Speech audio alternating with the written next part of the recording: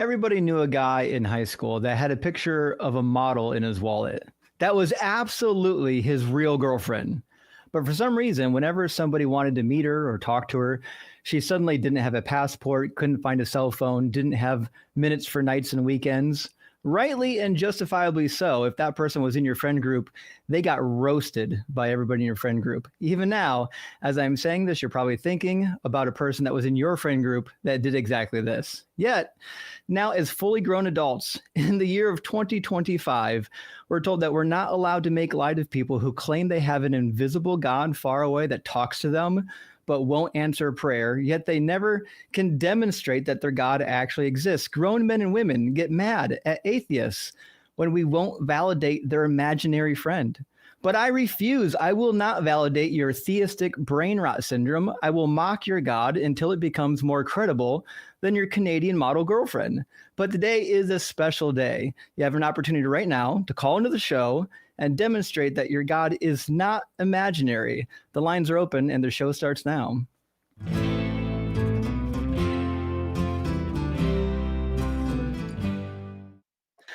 Welcome in, friends. It is 2025 in the year of our dark Lord, October 26th, and I'm your host, Justin. You might know me as Deconstruction Zone, and I'm joined by a friend of mine, a mega scientific rock star, your geology daddy, Mike Brigandi. Welcome in, friend.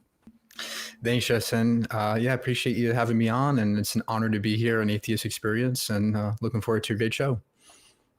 We are certainly excited about some calls that hopefully we'll be able to get into the queue today.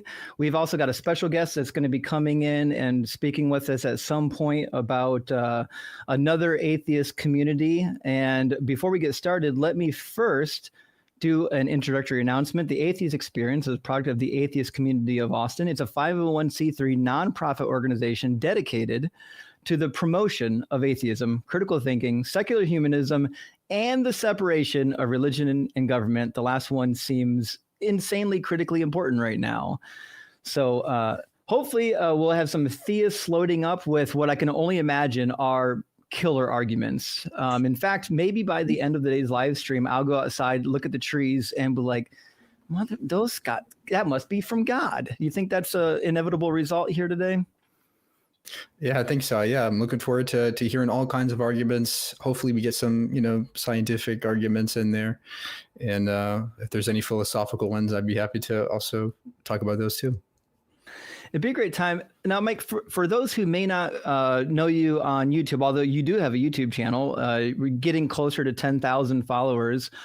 Give us a little bit of a bird's eye view of your background, the type of content that you like to create, and where they can find more of your content. Yeah, so I'm mainly on TikTok. That's my main account where it's under my same name. That's my handle. I talk about science content, general science topics, space, earth sciences. I also talk about philosophy, some in there. I also talk about technology, news, things like that. And I have over 600,000 followers there. And that's where I mainly make content, but also YouTube. I post my full content where I do debates on my TikTok live and I post them there. Debates with theism, atheism, philosophy, things like that. So yeah, if you want to see more of me, check me out YouTube or TikTok. Absolutely. I think that was the first thing that popped up. That's how I found out you had a YouTube account. I was already following you on TikTok. And at some point, I don't know, the apps all share information, I'm sure, with the same overlord. And at one point, you just popped up on my YouTube feed. I'm like, oh, I follow that guy on TikTok. And so I watched some of your full debates on TikTok. I would let them play as I sleep. I like to listen to debates when I fall asleep because, that's, what are you going to do, right? You got to sleep to something.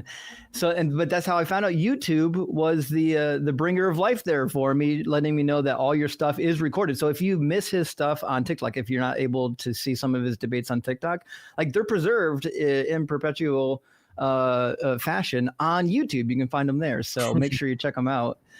But Mike is no beginner at the debate game. He's been around for a while. You've been on TikTok now for at least 5 years, right?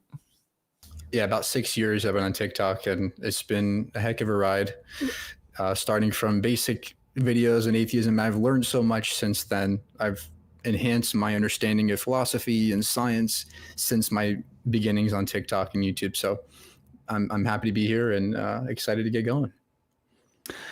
That is exciting. And last question, I'm going to bring in Tina Hamilton from SoFree to say hi in a second. But for those who haven't seen some of your content, you used to be in the faith, correct?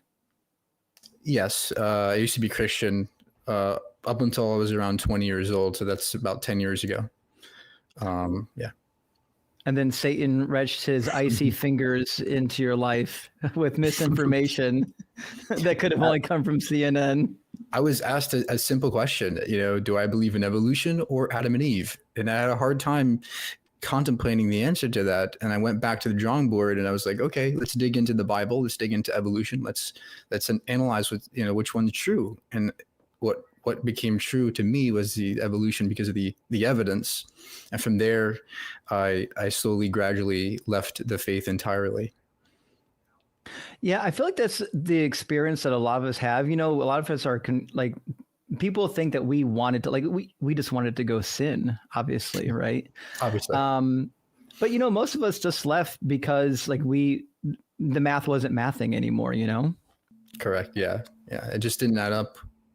When you understand the Bible the way you take it literally, it just doesn't add up compared to science.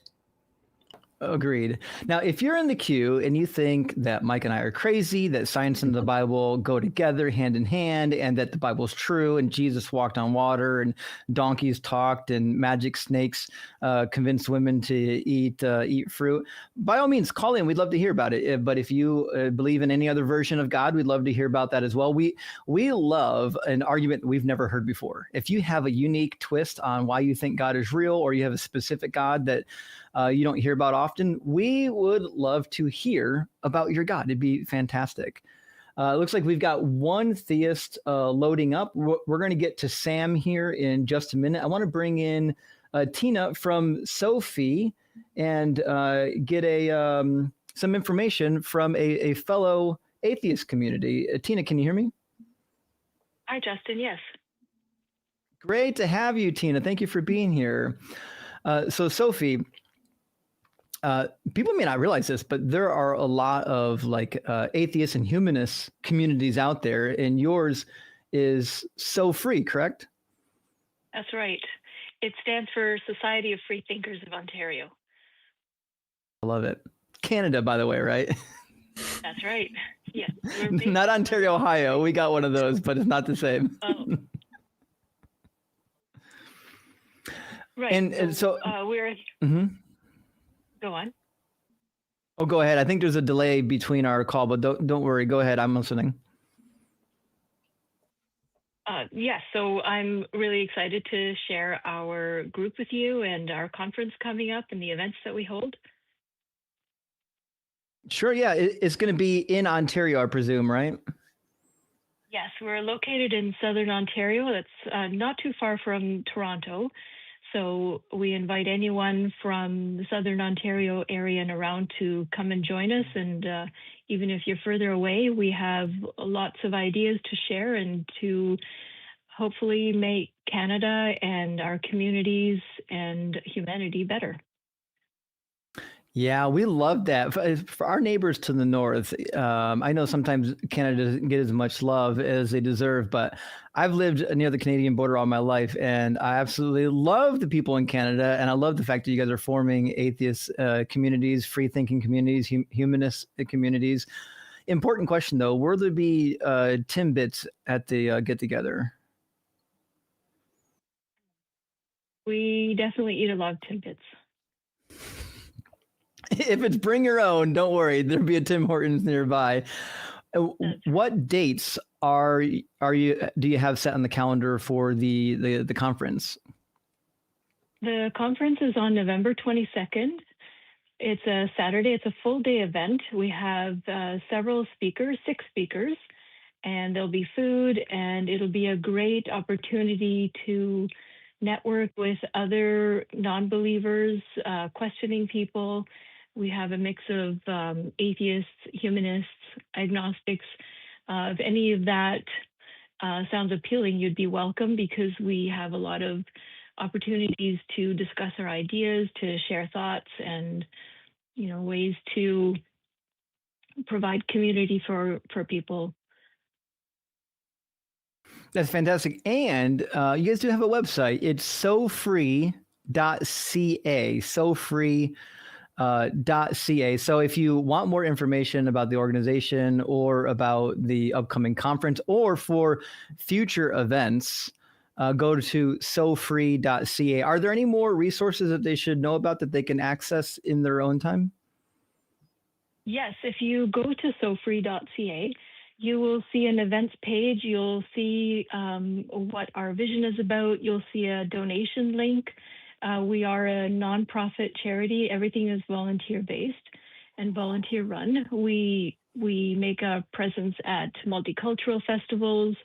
We meet in person for brunches and movie nights.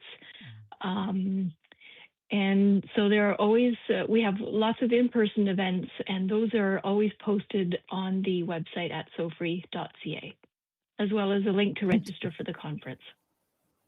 Fantastic. We're excited for that. So November 22nd, 2025 is going to be the conference. For more information, SoFree.ca. And they can just sign up on the website. Is it ticket only, or can you just show up? There is a link to tickets. Okay, so you do need to schedule ahead, get a ticket, don't just show up, come prepared. And so we really appreciate that. Any other information they need to know about the conference ahead of time? Everything is on the website.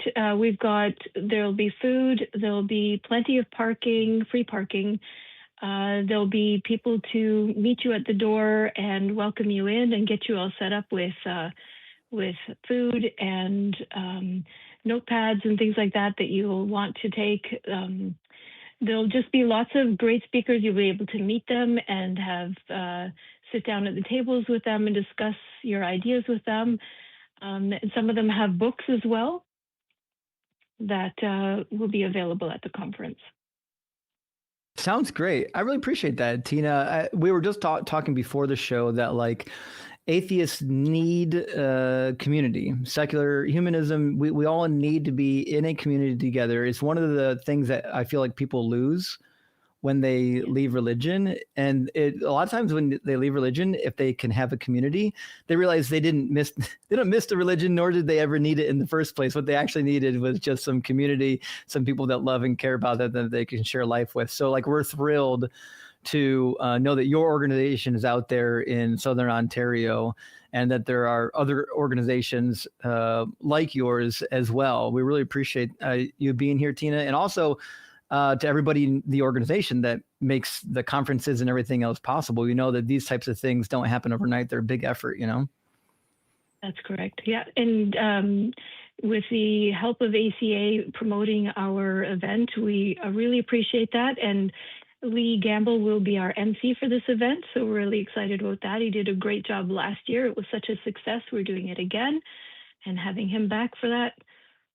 So we're very excited to see everyone there. Sounds great. Well, thank you so much, Tina. We appreciate you being here and letting us know what's upcoming. And if there's anything you could do, make sure and let us know. Absolutely. Thank you. Thank you, Tina. Now, also, if you're in the community, we want to do more of these segments in the future. We want to know and be able to spotlight other secular organizations, other organizations that we can say, hey, do you need community? Do you need support? Do you need like-minded people to talk to? Let us know. We want to know that you're out there. We want to be able to network and support your guys' cause. Email us at spotlight@atheist-community.org. This will get to the ACA in a specific location. Spotlight@atheist-community.org. We'd love to hear about what you're doing and be able to participate and share in the events that you're doing, because as a community, we all grow stronger when we all grow together. Nobody's in this alone. None of us, none of this happened overnight. My deconstruction journey, I'm sure Mike's deconstruction journey, a lot of us, we deconstructed because there was other people in the community that were there to help us think, through some of these things and to give us some resources to bounce off of. So we really appreciate everyone in the community. With that, let's bring in our first caller. We've got Sam in the queue. Sam says he's from Florida, and I'd be curious to know about this particular call prompt. So Sam, correct me if I get your call prompt wrong, but I'm seeing in the call prompt, it says 10 precepts of cult of excuses.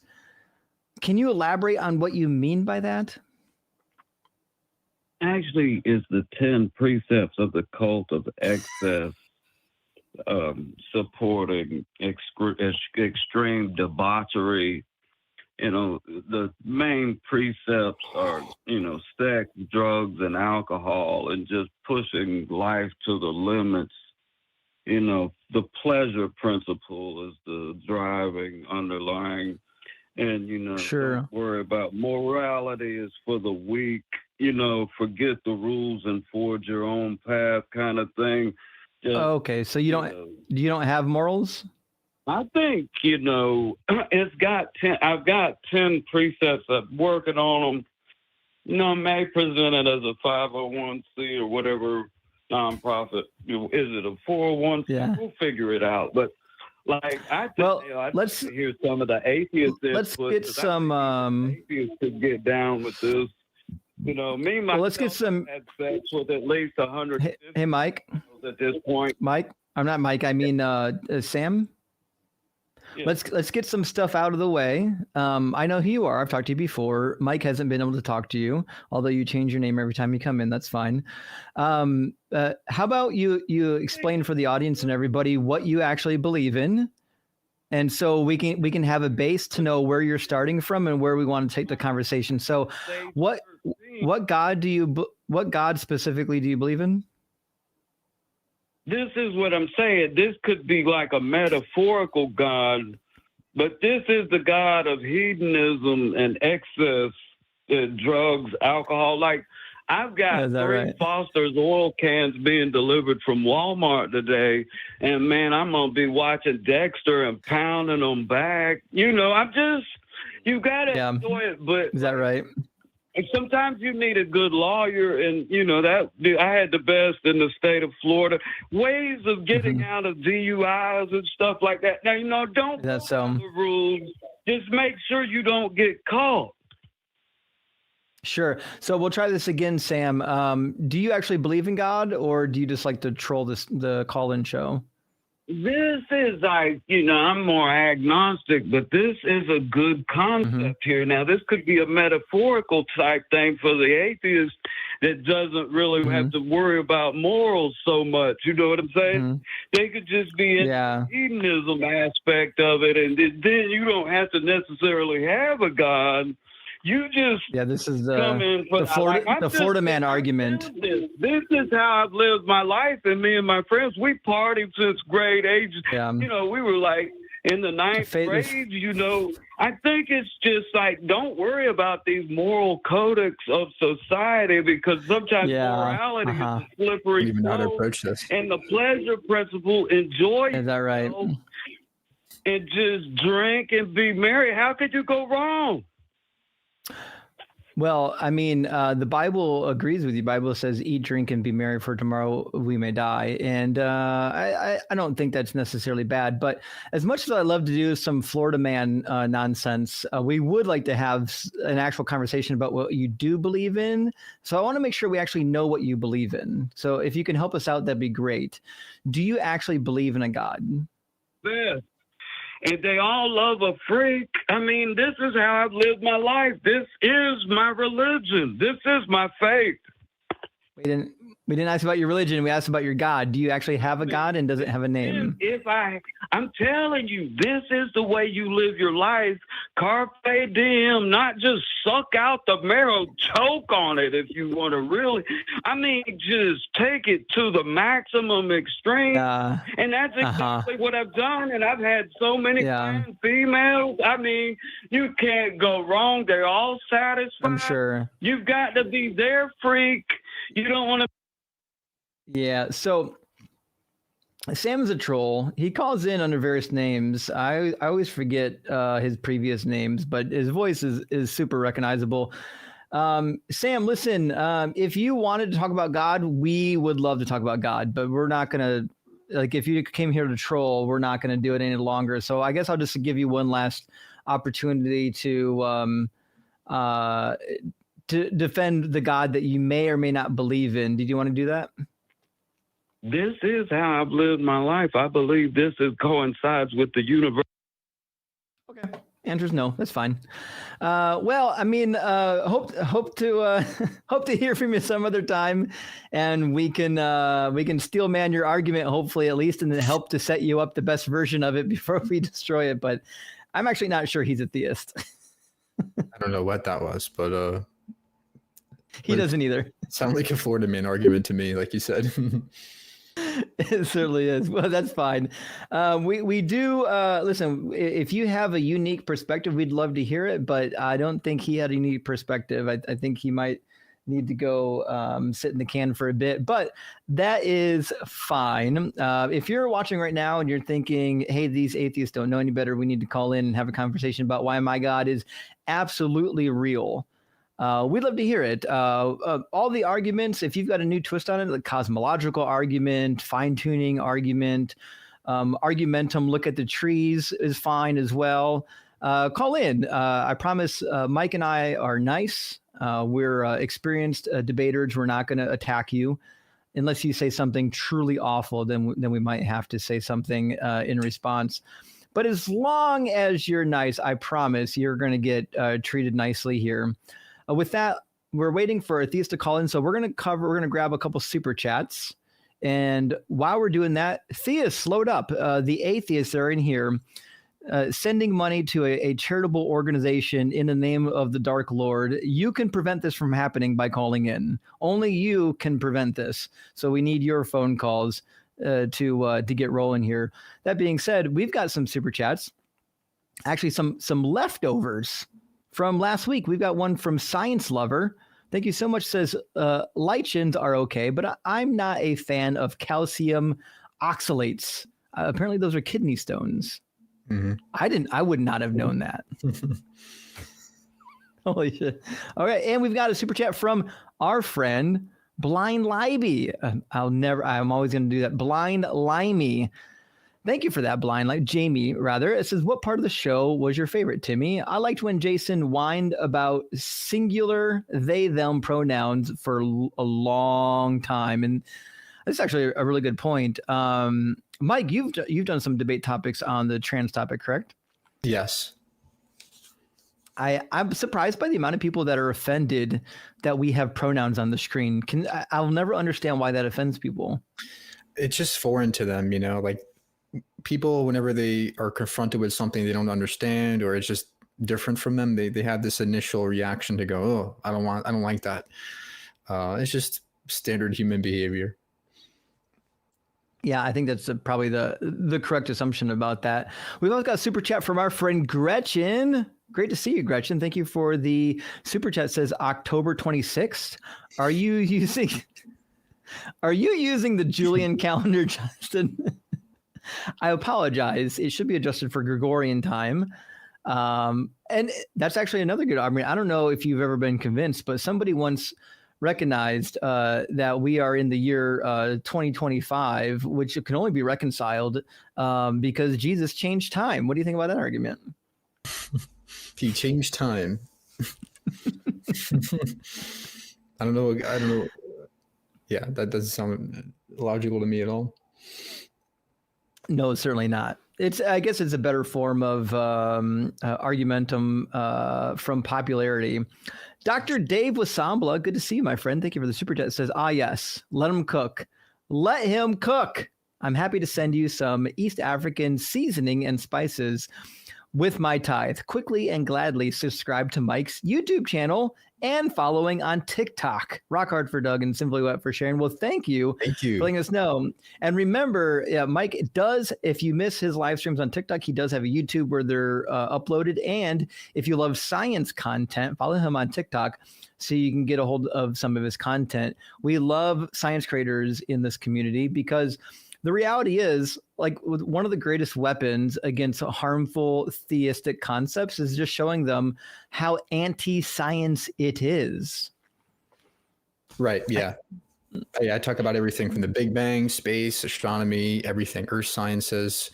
If you don't think evolution is true, come on up. Well, I'd love to talk to you about that. If you think the flood happened, the global flood happened, come on up. I'd love to talk about that. I just posted a video debunking that just a few days ago. Actually, that brings up a good question. I'd be curious how you handle it, being that you've got some training in this area, which is how do you handle the talking point where when it comes to the geological layers, sometimes you find things that are like vertical up in the layers, or you might find something embedded in coal that's relatively recent. How do we account for these phenomenon? You mean like the recent layers? What do you mean? Mm-hmm. Well, so people will say like, well, the layers were deposited over long periods of time that causes the stratification. But then you'll see a tree standing straight up through the layers. How does something that occur? Yeah. Obviously, the layers of the earth can, due to plate tectonic movement, they can shift in a way that they break or things like that happen over time. You can have trees, they can come up to their more recent layers, right? And then you have trees and all kinds of things existing in the top layers. So yeah, just because they are the top doesn't mean they're necessarily the most recent. Right? And this is another geological principle that the geologists abide by. They look at the total area. They look at they also date it to confirm. They date the radiometric, the rocks. And yeah, so that's how they do that. Oh, and then I'm sure if we get some theists on the line tonight, we might be able to get into some talking points about how carbon dating's fake and the government invented radiometric dating and it shouldn't be trusted. We'll probably have some fun, hopefully. But we got another super chat from Lanto. It says, rock hard for Doug, wildly wet for Sharon, and jacking for Justin. Well, thank you. Yanto, we appreciate that. And our friend Godwin is with us tonight. Thank you for the super chat, my friend. Says, Sam, I doubt all those ladies were satisfied. And I agree with this statement. I don't suspect they were. Afrostorian, great to see you, says, see, Sam's DD is Slanish for this call. Does anyone know what that means? I don't know. I don't know either. Sloshed, maybe. We'll see. Dexter, great to see you tonight. Thank you for the $10 super chat. It says, Justin, you have talked about Paul the heretic, but if writings of Paul are older than the Gospels, wouldn't it be the other way? The Gospels are heretical since Paul is closer to the source. No. When I say Paul's a heretic, I don't think he's a heretic necessarily for Christianity. He's a Jewish heretic. He totally and fundamentally changes the core doctrines of Judaism. He has no idea what his religion is even about. Not only that, he hasn't read the Hebrew Bible. I don't even think he could read Hebrew, which is why he makes a gigantic blunder in Galatians chapter 3, making a whole argument from grammar about how the word seed is singular rather than plural, meaning the promise of Abraham must have gone to Jesus and not to a whole offspring of people. When if he had known that Zerah in Hebrew is a collective noun, it only shows up in the singular form in the Hebrew Bible, even when it refers to a whole multitude of people, he would have known that this is a stupid argument. But since he couldn't read Hebrew because he wasn't Hebrews, he wasn't a Pharisee, he was a heretic, he would have known how silly that argument is. You only need to get through like Hebrew 101 before you know how bad of an argument that is. Godwin, good to see you, says, she, her pronouns on he, him, friend to wake up him. Hold on, Godwin. I got to read that a second time. Make sure. I, she, her pronouns on a he, him friend to wake him up.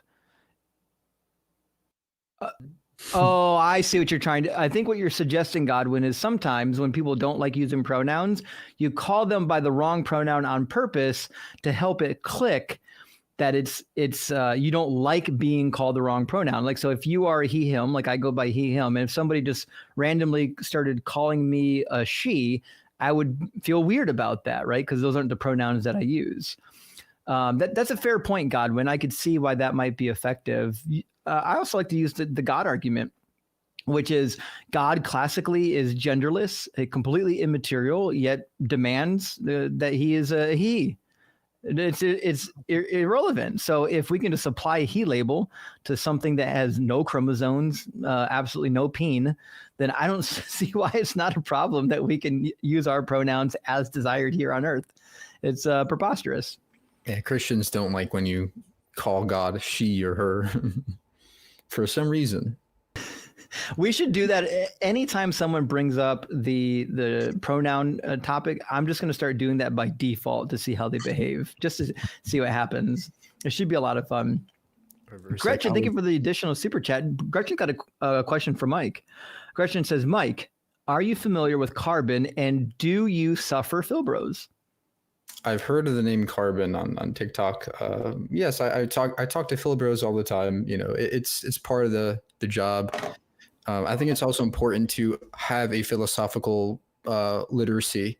This way you can combat these kinds of arguments, especially any kind of presuppositional arguments or, you know, basic teleological or basic ones that because of the philosophical wording, it might sound sophisticated, but it actually isn't. That's such a good way to put it, because the philosophical arguments usually have the air of sophistication, but not real substance. Exactly. And I think half the time they're trying to pass themselves off, thinking they can win with the rhetoric and not with substance. Exactly. They feel like they have a false sense of, you know, you're equipped with something. It's like having a gun with blanks in it. Indeed. And we're still waiting for a theist to call in. Remember, we do take atheist calls if people want to call in, but we do prioritize theist callers, agnostic callers. That's usually our priority. But if you're saying, hey, I see this Mike guy for the first time, I'd love to ask him a question, you're more than welcome to jump in queue and do so. We're going to read a couple more super chats while we're waiting for guests to load up. Abe the cat, good to see you, my friend. Thank you for the super chat. Says, I didn't come from... Oh, God. I didn't come from no monkey. Checkmate, atheist. Mike, how often do you hear, well, if we evolved from monkeys, how come monkeys still exist? Yeah, all the time. Yeah. It's just a complete misunderstanding of evolution as well, because we don't necessarily come from monkeys. This isn't like morphing time like Power Rangers. It's a slow, gradual thread of life that branches out. And so we share common descent with the other animals, most of them, but we don't come from monkeys literally. Indeed. And Ekta Fool, good to see you tonight. Thank you for the super chat. It says rock hard for Doug. Well, Ekta, thank you for that. And last one for now from our friend Adam Brown. Great to see you, my friend. Thank you for the super chat. It says just two wholesome dudes having a handsome off tonight. Rock hard for Doug. Well, thank you for that. And listen, that's why I introduced Mike as Geology Daddy. Come on. You've never seen a more handsome geology guy, have you? Let's just be real here. That's what. Thank you for that. That's why the ladies are too intimidated to call in right now. They see Mike's face and they're like, I don't want to look silly on screen. That's fine. But we are waiting for callers, so feel free to jump in the queue. The number is 512-991-9242. And listen, you could be the one that sends Mike and Justin to Sunday school this Sunday, next Sunday. Actually, today is Sunday. Yeah, I'm very open to there being a God. I'm very open to any possibility out there. And it's funny because a lot of theists will say that atheists are closed-minded or arrogant, but most of the time, from what I've seen, we're very open to any new ideas. Yeah, for sure. So like when you were coming out of religion, what kind of feelings were you having? I know for me, they were kind of dreadful. I didn't enjoy my experience. What was yours like? Well, I've always had a scientific background. And so the shift for me was very gradual. And it wasn't as terrifying as a lot of others' experiences. But it took maybe a few months for me to kind of grip with the fact that there wasn't a God. So it was very gradual for me, and it was actually enlightening for me. So I enjoyed the process. And in retrospect, it was like the best thing that ever happened to me. How did your friends and family react? Did you find that you had some hostility, or were people kind of accepting? I kept it very personal. I kept it very secretive, and so I didn't really talk about it with anybody outside of my coworkers or friends. So my family, but over time they understood and they were fine with it. So thankfully they're very liberal in the way they approach these things. So that's great. So one of the things that, because my experience was a bit like yours, I had a lot of, I didn't have a hard time coming out in terms of the people in my life. I had a hard time because I was leaving my religion. But what I found from getting online, and you've probably seen it too, is that there's a lot of people that are really hostile towards people leaving their faith. And it kind of breaks my heart to see people that have been like, they've been kicked out of their homes, their parents won't talk to them anymore. And like, man, what a difficult place to be in. But if you're watching right now and you're in that situation right now, you are not alone. There's a lot of people that have gone through it before you, a lot of people going through it right now. We've got the ACA has a huge Discord. My crew on TikTok has a huge Discord for people deconstructing. If you need community, make sure you hook up with somebody to get that community. If you're in Southern Ontario, check out SoFree. Go to the conference in November and start networking with other people that have already been there and can kind of help give you some grounding. Because I feel like sometimes when you lose your faith, it takes a little bit to find your new footing. Like you don't really know what to grab onto, Absolutely. But anyways, we don't have a single theist in the call queue yet. I think that could only mean we've defeated all the theists. We did it. There's won. None left. Pack it up. Hey, that's it. We're out. I'm going to go pet the kitties. Let's go. I just wonder what the world would be like if everybody were secular, or at least had science literacy. Yeah. That's such a good point, because remember, Mike, I think you're a little bit younger than I am, but I remember when I was, say, in junior high school, there was a big debate around stem cell therapy. Could you imagine how more advanced society could have gotten if we didn't have these huge hangups over like stem cell research and things like that? Because the things we're doing with stem cells now are unbelievable.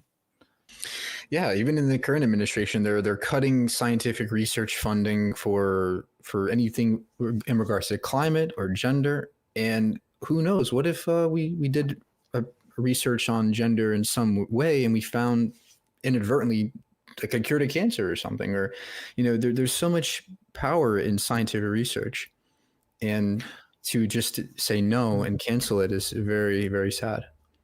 Yeah. Well, to be fair, according to InfoWars, we did do some research. We were turning the frogs gay. So yeah, it's another misunderstanding. Yeah, we've got that under our belt at least. Let me read a couple of super chats. What's that, Mike? I was going to say there are some species of animals that literally can change their sex, and so that was the confusion about that. Frogs naturally do that; they naturally change their sex. Isn't that remarkable? And, I'm still fascinated by the number of species that can reproduce asexually. Like, it's wild to me, like how diverse the biology of life is. It's fascinating. I wish I was, when I grew up, I was obsessed with electricity. I went into electrical engineering before Bible college and seminary, but I wish I was able to study more biology, because now I feel like I can appreciate it as an adult, especially as an atheist. Absolutely. Yeah. The more you learn, the more you appreciate the world. When you learn more about it, you understand more about it, you appreciate it so much more. Yeah, for sure. Let me grab a couple of super chats. We might have a guest loading up. It looks like they might still be screening. Hey friends, if you want to call in and talk, if you've got questions for me or Mike, you got Bible questions, I'm more than happy to answer them. I'm sure Mike would love to field some of your questions while we're waiting for a theist to grow a proverbial pair, maybe that Yahweh might give them to call in. We'll see if we can get some robust discussion going on. If not, I guess we'll just plant our flag and call this our soil now. We've got a super chat from No God Required. Couldn't agree more. No God, thank you for the $5 super chat. Says, I'm fairly new to you, and I know of Doug, but I don't know how he came about. Story time. So the story of Doug and Sharon, which you see on the shelf behind me next to the tree, is I did a live stream just a hair over a year ago now, where I posited that there's no difference between a pet rock and Jesus. All the benefits you can get from believing in Jesus, you can get from a pet rock. They answer your prayers at the same rate. They listen to you. You can cry to them. You can worship them. All the same stuff. And I glued some googly eyes on a rock. The community named him, and I begged Christians for like an hour and a half or more. I must have been live for 5 hours that day, actually. I begged Christians for like 5 hours to give me some reason why Jesus is better than this rock with googly eyes painted on it. And the debate went so well that we had to keep it. So we put Doug on the shelf, and he became a member of the community. And then I realized that there was more. Doug has a consort that was sent to me all the way from Oregon. An absolute miracle. And because theist logic is that we never observed evolution, therefore it can't be true. We haven't watched a species over 1 million years change into another species, and that's fair. That being said, that can only mean that what I'm holding in my hands is a miracle of God, because this is petrified wood. And we know it takes many thousands of years for wood to petrify typically. And obviously the earth is only 6,000 years old, which means this must be a god. This is part Doug. It's made from stone. So this is Sharon Stone. And together you have the king and queen, Doug and Sharon Stone. And that is the story of Doug and Sharon Stone and how they came to be. And now they're a big joke, because we bring them out when we get presuppers, because I make sure they realize that I can make a presuppositionalist argument for the rock on my bookshelf, and it's equally as valid as whatever nonsense god you're inserting into your presup argument. There's really no difference. You can do it for anything. You can presup the tooth fairy argument, couldn't you? You can presup to atheism. That's right. Actually, Breakfast Taco does that. You've probably seen Breakfast Tacos on YouTube. He's got a dynamite presuppositional argument for atheism. It's amazing. All right. Shout out to Breakfast Tacos. Afrostorian says, this is a clarification from the previous comment. It says, Slanesh is a gender fluid deity of pleasure. Oh, shit. I like Slanesh now. Of excess and depravity? Fuck. I'm going to go online and get a bobblehead from Warhammer Fantasy, Age of Sigmar, and 40K. Well, I don't know any of those words mean, because I'm like practically a boomer, but thank you for the clarification. I appreciate that. And Marilyn, great to see you tonight. Marilyn says, Justin is a god. Good to see you, Marilyn. Hope you're doing well. And I'll repeat, as always, no gods exist, but it's good to see you. And Gretchen again says, M and J, that's you and I assume, your last favorite debate, betting 311 on Flurf. Actually, when was the last debate you really enjoyed, I assume, watching? Honestly, I don't really watch that many debates, but I loved watching Aaron Raw debate, about evolution or anything like that. Anything in regards with the flood or evolution, I love Aaron Raw. Oh, for sure. For sure. I think the last debate that I really just sat down with popcorn and just enjoyed every minute of it was, and I hate to admit it was so long ago, was the Bill Nye Ken Ham debate, because it was such a layup. Like, this Ken Ham is a goof. And I was just, it was like watching Billy Carson just go down in flames. Oh, James Torr and Professor Dave. I think that was a great debate. I watched that one. That was pretty good. That was a really good one. And this is our last super chat for now. We got some people in the queue. Dr. Fudge, we appreciate you being here. Thank you for the $10 super chat. Says, the community talk earlier, would you say it's more important that atheists needing community start local, or do you think getting any community should be the goal? I think the former. So here's my take on it, Dr. Fudge. And, got to remember, I'm not a therapist. So when it comes to human mind and emotion, there are probably better people, but I think any community is better than no community. If you need somebody in your life who cares about you, and that somebody just happens to be someone that you talk to on the internet once a week that lives across the globe, That's great. We love that for you. Sometimes you just need an ear. Sometimes you just need someone to understand what you're going through, whether or not that's somebody in your local community or not. But that being said, some people do prefer personal contact. I've got family members that I know they would much prefer some sort of group that they can go to and meet for lunch or see on a regular basis. What do you think, Mike? Absolutely. Yeah. One of the main reasons why people go to religion is because of church and the community it provides and offers, and when atheists, we offer very little community on a global scale. Right. And so that's why I love the atheist community here. And I love the fact that the more we connect with each other online, right, the more people are going to feel, oh, okay, so there is a way we can connect with people. There is a way where we can form a sense of community online, especially. And so I think we get way more atheists. I think people would be way more open to becoming atheists if we offered that same degree of community to people. Yeah, for sure. Let's grab Larry from the queue. Larry is a fellow either atheist or maybe an agnostic from Texas. And Larry says, perception of atheists in the community. I assume he might be part of that community. Larry, welcome in. Are you an atheist or an agnostic? I am an atheist. In fact, I'm associated with the atheist community of Austin. Sure. And did you have a question or a comment about atheism within the broader theist community? Well, being online a lot, I think one of the problems is the theist community has a totally unrealistic view of what atheism is. And I think if people knew how committed atheists are to secular humanism, it might help in the perception. But sure, that doesn't really happen. Well, you know what, Larry? I think morals are important.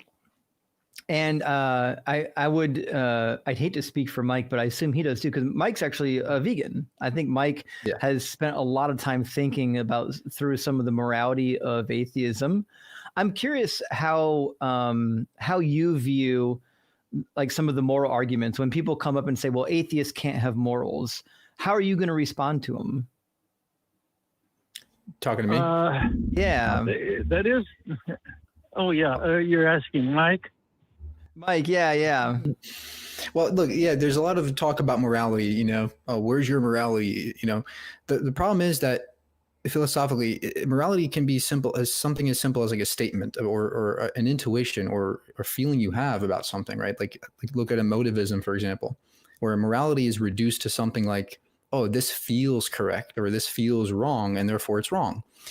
That's just my view about this.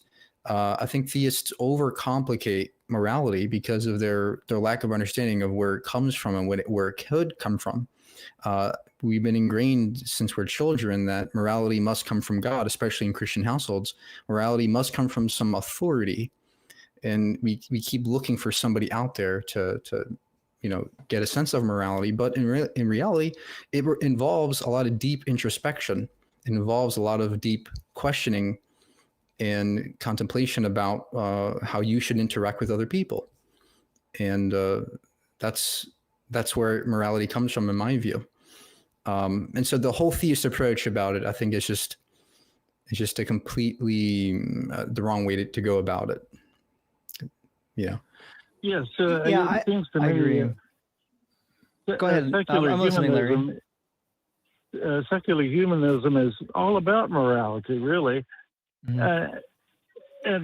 And it seems that religion or theists have basically appropriated morality as their own, not realizing that it came not from God, but just from natural community, or what would you call it? The need for human beings to associate with others and cooperate, and cooperation. Yeah. Of course. Well, Larry, here's the other thing too. When theists are pressing you on the moral argument, press back. Ask them, just easy questions, which is, do you believe that morals come from your God? And are they, if so, are they objective or subjective? The reality is, if they come from their God, then they're not even objective. They believe in subjective morals just like you do. They just come from God rather than from a human. And then maybe the next question you might want to ask them is, okay, how can we know what those morals are? Like, okay, let's agree that proper morals come from God. Where can I find them? And they're going to point you to some holy book. Well, then you can do some internal critique. You can ask them, okay, if you know the holy book, right? If you've read the Quran, if you read the Bible, Right. so on and so forth, you can say, hey, listen, in your holy book, it says that it's okay, it's moral to own slaves. It says in Deuteronomy 20 and in 1 Samuel 15:3 and elsewhere that you can kill men, women, and children, even little babies. Do you think that that's okay? Do you think it was ever moral to punish somebody for crimes that they were actually innocent of? And then you can show them in the Bible all the times God claims that he's punishing people for crimes that they never committed. Yeah, or punish someone for the crimes of their ancestors. Yeah, 1 Samuel 15:3 is definitely a case of that. And so one of the tools you have in your tool bag is you can make them affirm some of the most nonsensical moral positions in the Bible and just see if they break or not. Because the reality is, deep down inside, they know that they don't think slavery is okay. They know that they don't think it's good to murder babies, or else they would be pro-choice. They know that they don't think that it's okay to kidnap women and force them to be your war brides in war. And so even if, like, when you're debating someone, you know they're not going to concede at that moment, but at least they'll go back home and hopefully one day, within the next couple of days, think about some of the nonsense that they just affirmed, and you might be able to move the needle a little bit. Yes, yes. Also, I was interested in the earlier conversation where you're talking about community and having a place to gather and talk about your own particular situation and have somebody to talk to. I'm also involved with another nonprofit, going blank, the Optimist Club. I've been a member of the Optimist Club for many years, since 2008, as a matter of fact, and we meet every Wednesday. Now, you don't have to go, but it's become a habit with me because I have a lot of friends now with the Optimist Club. I would love to see that happen in the atheist community. A weekly luncheon. Yeah. To gather the local fellow atheists together and just talk and have a conversation. Yeah, absolutely. Couldn't agree more. Yes. And as far as my particular case in my family, there are a lot of extremely religious people in my family, but I'm kind of the elder in the family, but everyone knows I'm an atheist. But that doesn't change my relationship with my family members. They're very apparently very open about their own religion, but they accept me and my atheism without a problem. I don't get any pushback in it. Love to hear it. Love to hear it. Well, Larry, thank you so much for calling in. It's good to hear from you. Hope you're doing well, and hope you're staying warm. The cold weather is starting to set in, so I think you're down in Texas. You're okay for a while. You don't got no cold weather yet, but thank you for calling. Good to hear from you. Tonight. It's supposed to get down in the 30s. Oh, it's definitely going to get cold then. Thank you very much. All right. Cheers, friend. Goodbye. Yeah, I forgot the cold front moving in is going to basically hit everybody. Oh, yeah. Even here in Florida, it's going to get down to the 40s. We've got an agnostic in queue. That said he's deconstructing, so this should be fun. Somebody in process. Hollis is from Washington, says he's deconstructing but stuck on the gods not reconciling the fall of the angels and putting his house in order. So this is an interesting topic. Hollis, can you kind of fill out what you're processing here for us? Yes, I'm curious to know. I don't know if it's a theory or not, but I'm wondering why God does not reconcile with the fallen angel from heaven. I understand that the reason why he fell was because he wanted to be like God.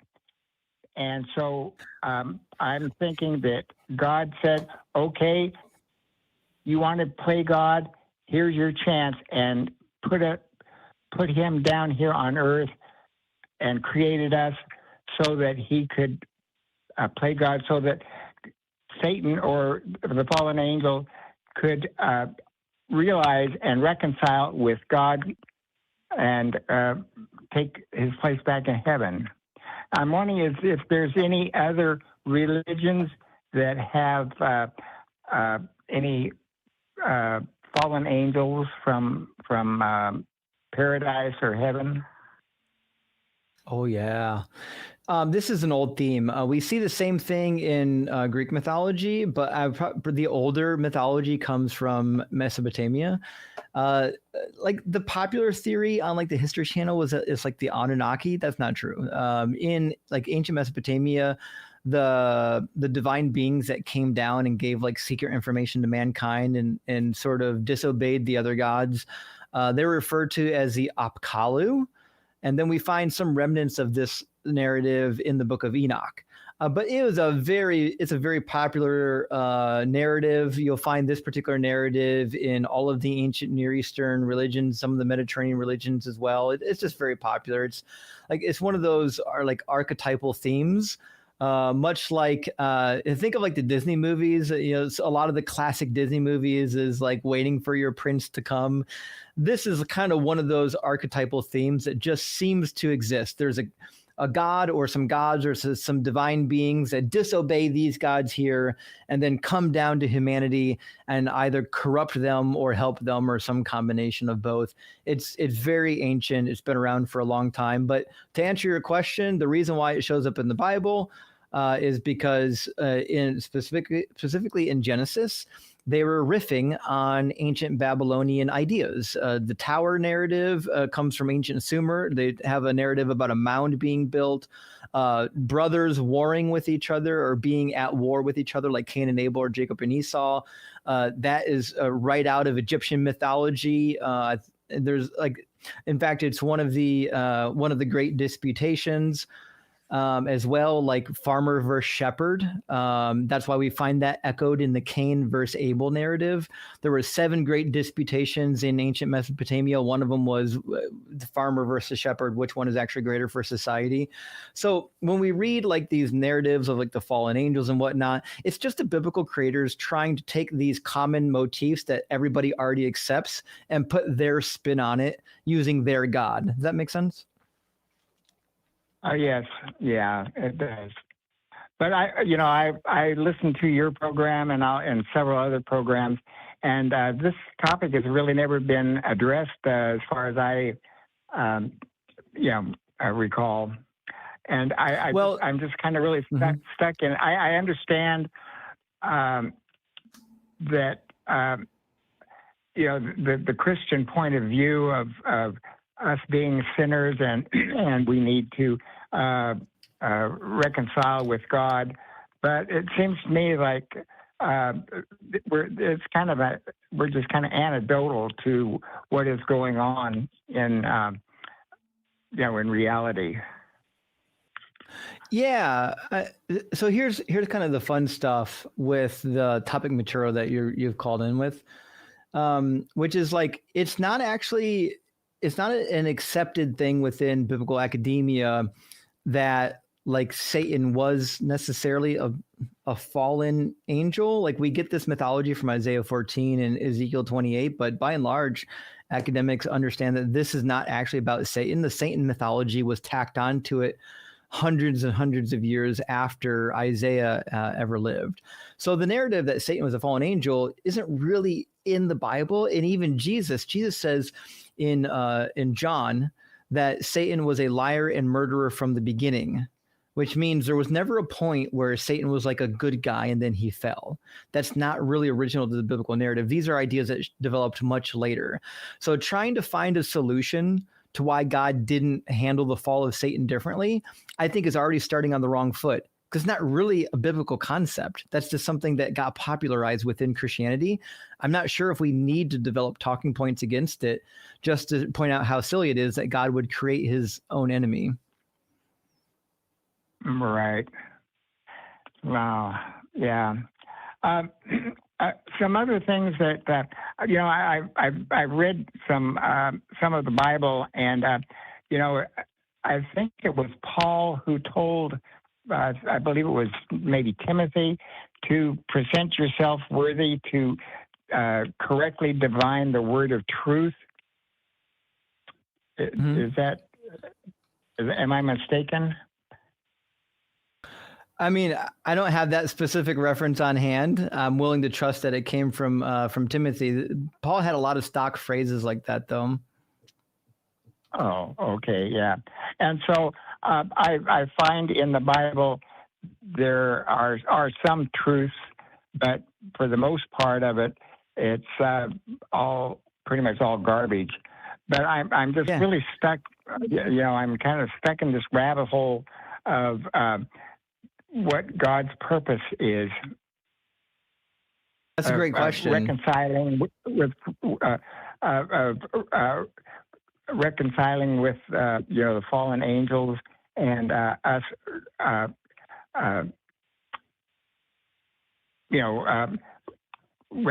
not reconciling, but I guess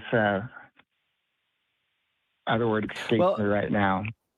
Hollis, you've probably heard me bring up this topic before. Jude and 2 Peter state that those fallen angels from Genesis 6, the ones that slept with the women, have been locked up in chains and darkness awaiting the judgment, right? Which you would logically think, well, if Satan was one of those fallen angels, he should be locked up with them.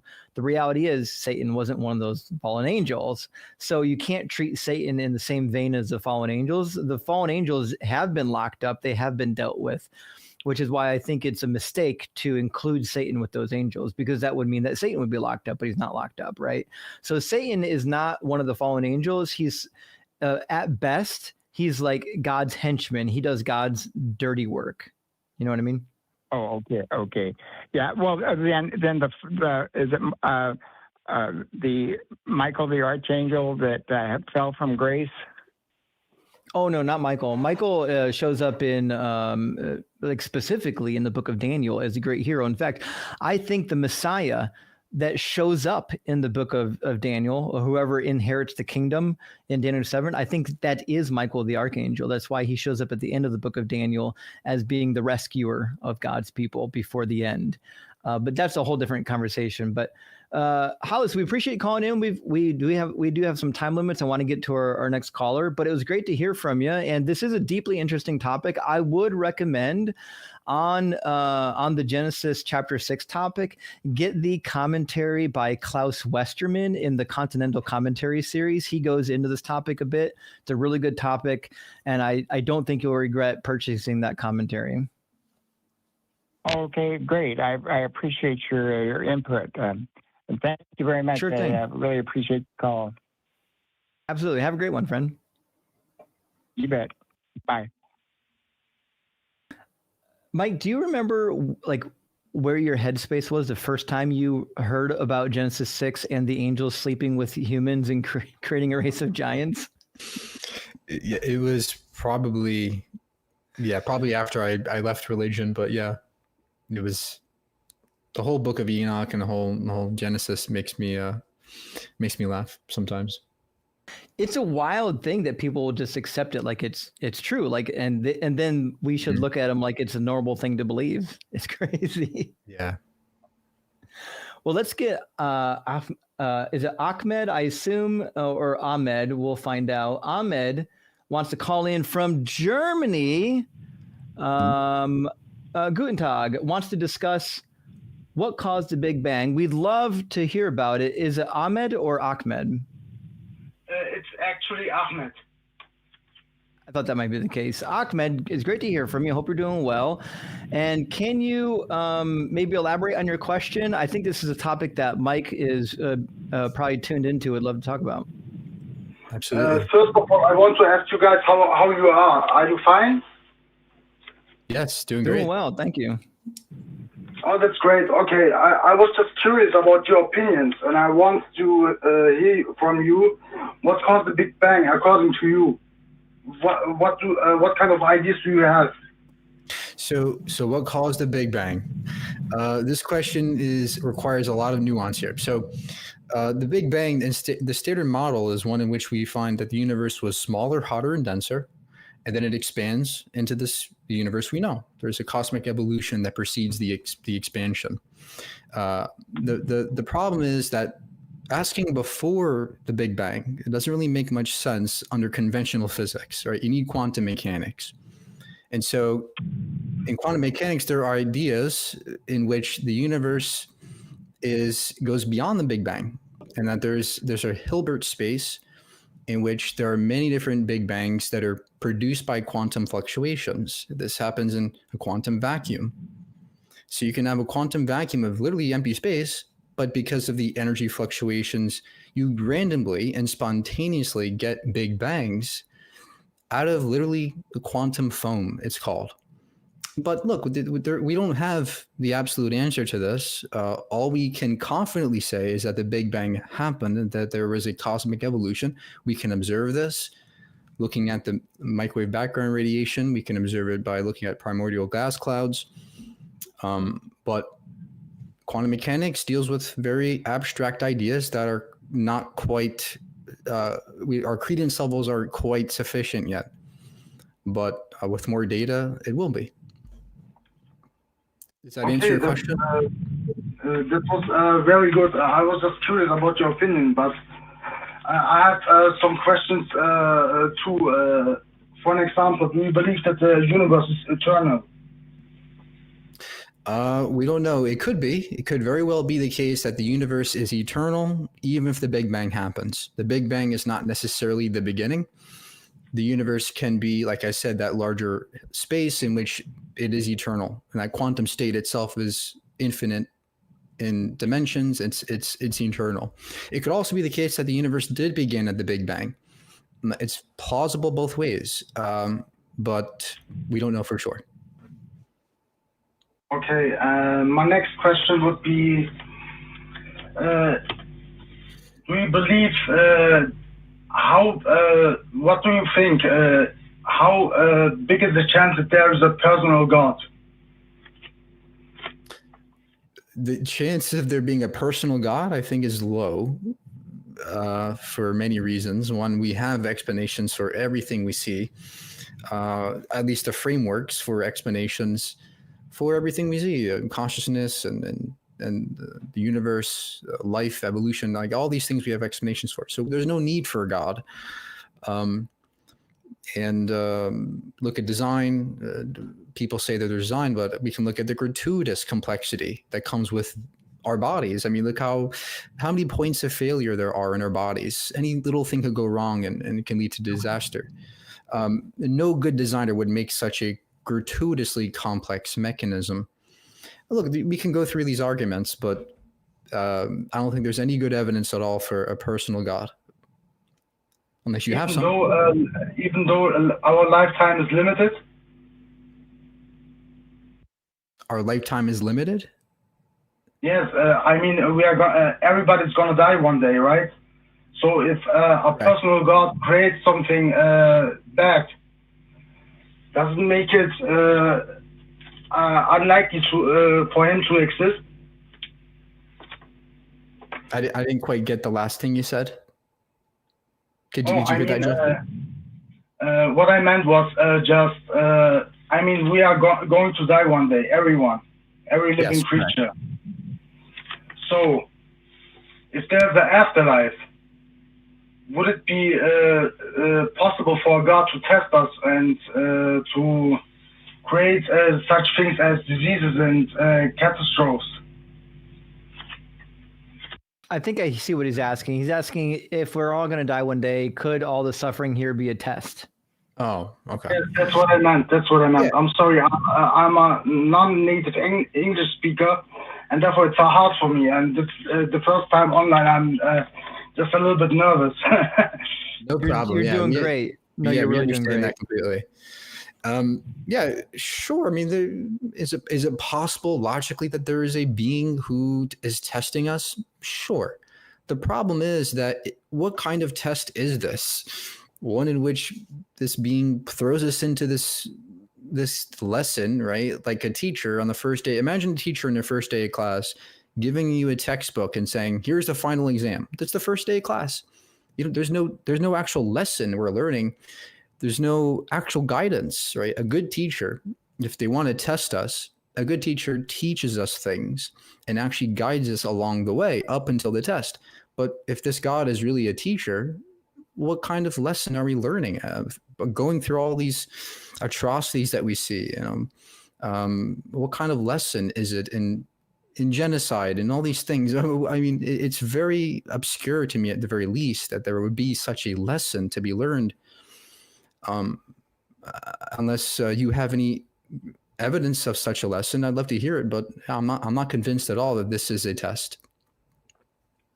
Okay, I mean, I don't have an evidence. I mean, I'm just a theist, and a theist is somebody who believes in God by faith, right? Okay. That's the right explanation for a theist.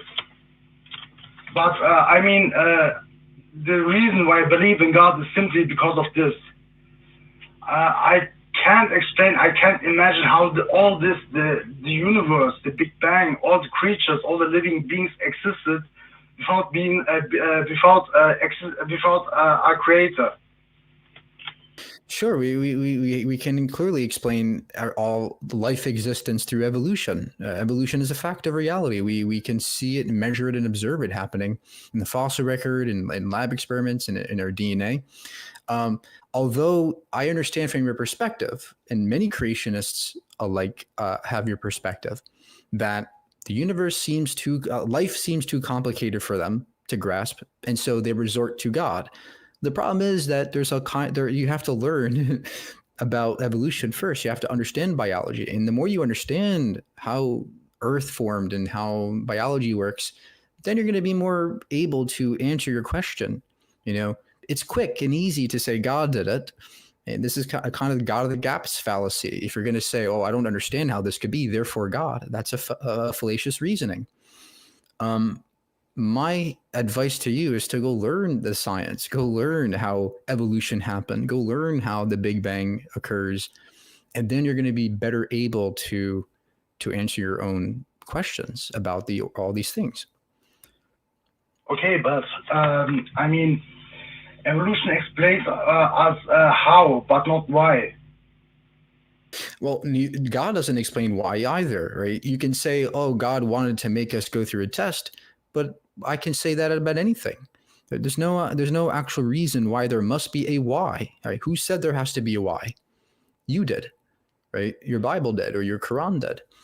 There's no objective measurement as to if there should be a why or not, or a cosmic purpose or not. We could very well just be apes on a rock, and there doesn't need to be a purpose beyond what we give the universe itself. We can give purpose. We can give meaning to things.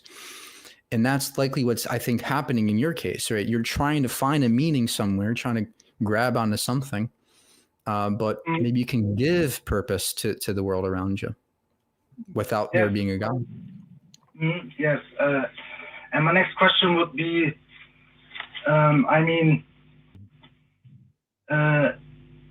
what about the laws of physics and the laws of nature? I mean, it works all in a system. Nothing happens randomly or just by chance. Well, there clearly is randomness in quantum mechanics. If you understand, there can be random quantum fluctuations. Energy states can randomly fluctuate. This is embedded in the laws of nature. So perhaps randomness is actually part of nature itself. But I agree that there are laws of physics and that things tend to operate a certain way.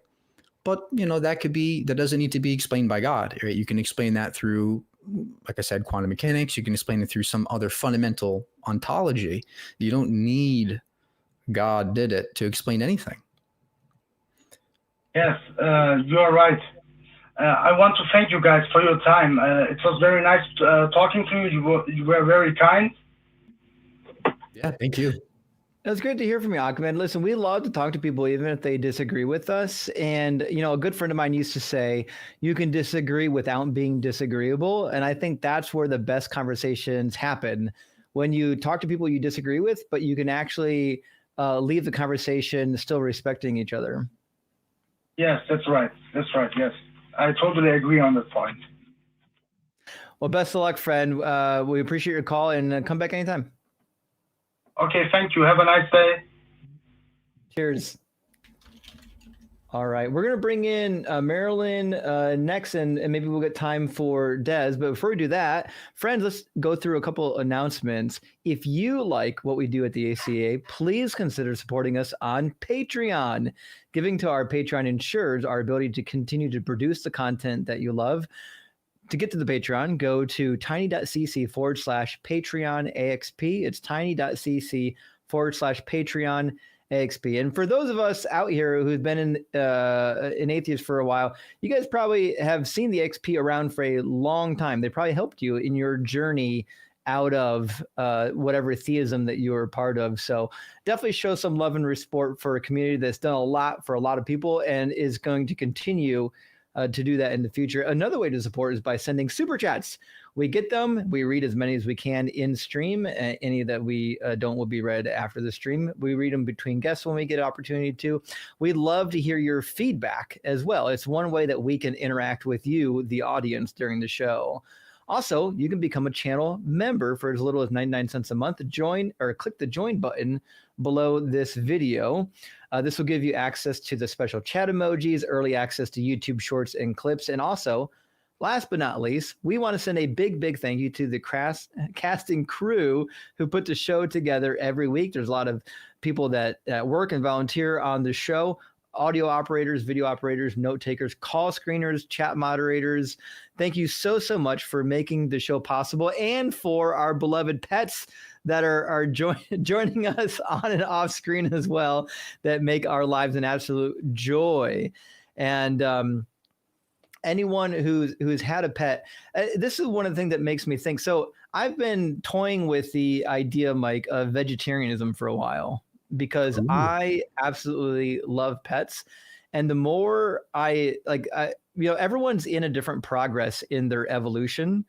And, I deconverted from right-wingism as a teenager. Then I deconverted from religion. And the older I get, the more I'm thinking, I don't know if I need to be eating meat anymore. Like, I love these animals. And every time I think about cows and pigs, are so smart, they're so intelligent, and then the way we abuse them, I think I'm moving closer and closer to giving up meat every time I think about it. But how long have you been a vegan?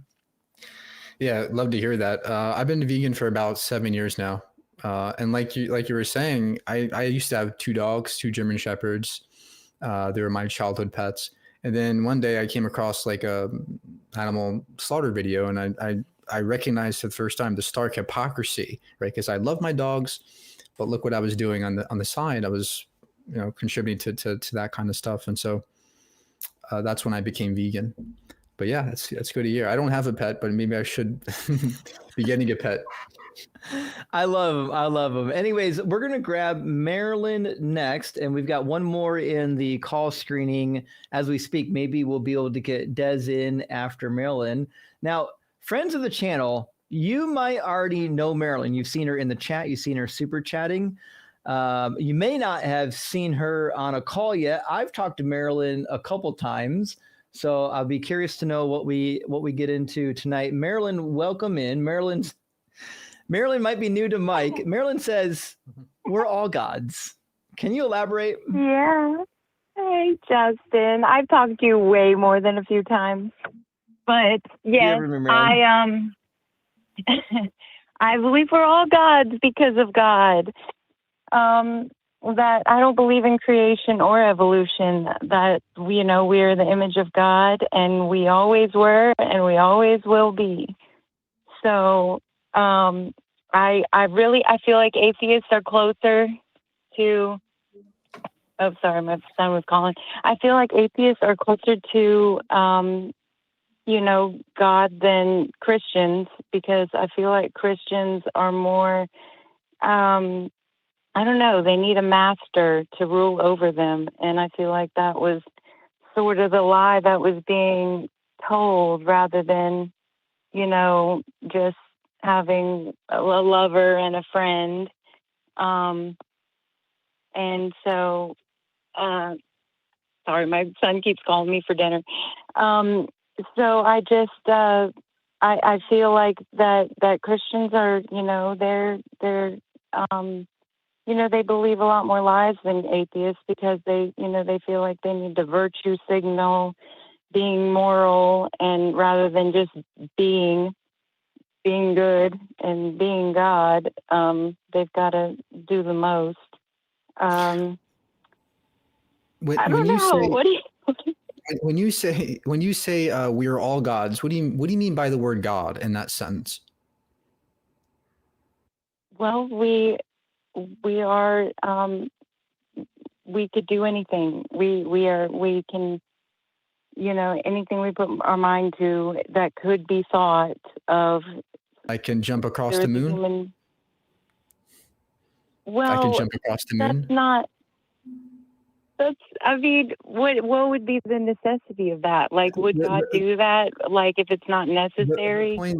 The point is that your wording is so ambiguous. It's so unclear as to what you mean by God, right? Because you say, "Oh, we can do anything," but I can't jump across the moon. So, what do you have to reduce your definition down to something that's, something that we can do within our nature, right? Oh, we can only do things that are physically possible, right? You can say that. So you can reduce your definition, and then we can get down to something so reduced that I'm just going to agree with you and say, yeah, we're all gods in the case that we're all humans. If you're equivocating God with human, then yeah, I agree with you. So you have to be more elaborate in what you mean by God, or else you don't have an actual substantive argument here. Well, I still believe in Jesus. I still believe in Jesus. I still believe in God. None of those are taken off the table for me. I believe Jesus fed 5,000 with 5 loaves of bread and 2 fish. So, according to your faith, it will be given unto you. So I feel like we have gatekeepers. We have people who burned our knowledge, hide it from us, make us not remember what we're truly capable of, what, the magic, the powers that we could, possess. Let's stay a little bit focused here. Let's talk about the Jesus thing. So you think Jesus exists, and do you believe in Jesus the way that the Bible describes him, the Son of God and all that? Yeah. Okay. Yeah, but I believe we're all by God, when you say God in that context, God is Jesus, right? So how can you say we're all gods? It seems illogical here. It seems contradictory what you're saying. But I would further ask you for reasons why. I would further ask you for reasons why you think Jesus exists.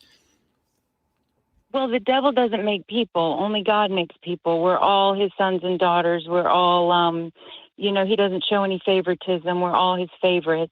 Jesus was not the only son of God. We're all the word that became flesh. We're all, just like him. We're not any different from him.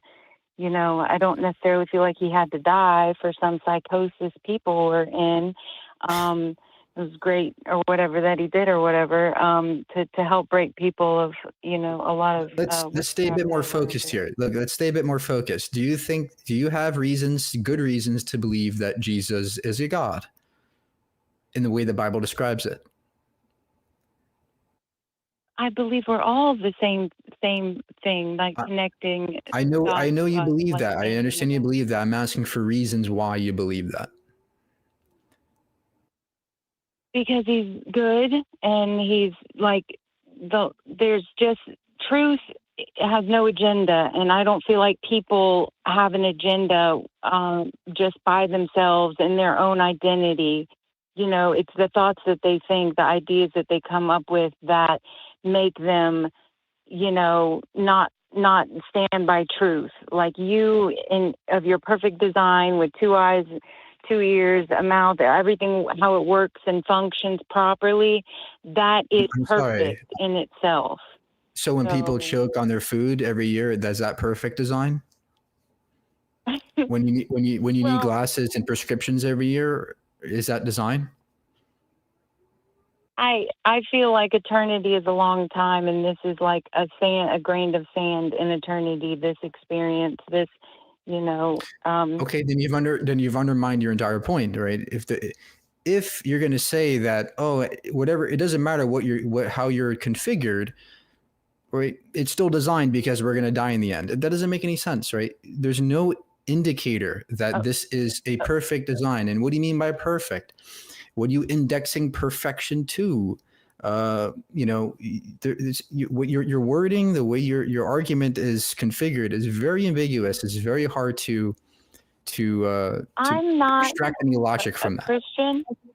I'm not a Christian, so like I don't serve a death cult. I believe death is a enemy. The Bible says death is an enemy and the last enemy to be destroyed. I believe we could harness the energy to You're not a Christian. You're not a Christian, but you believe in Jesus and that he's God.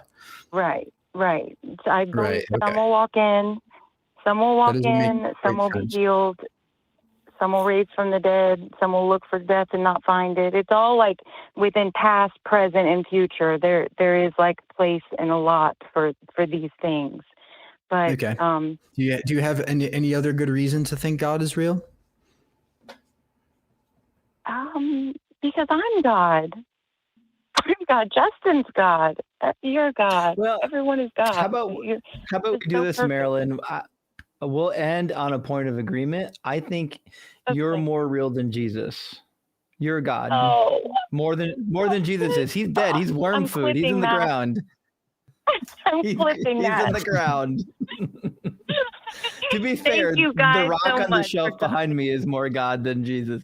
Thank you, Marilyn. It's good to hear from you. I hope you're doing well. Rock. Okay, you too, honey. Thanks again. Cheers.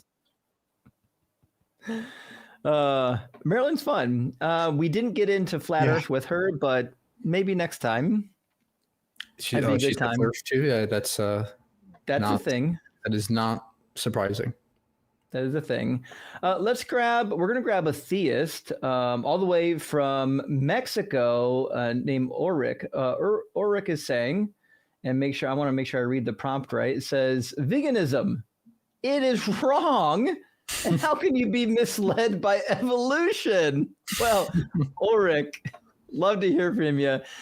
You came in with 2 topics. Now, to be fair, we're not here to debate veganism. I mean, it's a wonderful topic, but that's not what this channel is about. That's like an ancillary thing. You can be an atheist and not be a vegan. That being said, we would love to hear your second talking point. It sounds like you have a little bit of a problem with evolution. Can you kind of fill out what you're referring to when you think that like we've been misled by evolution?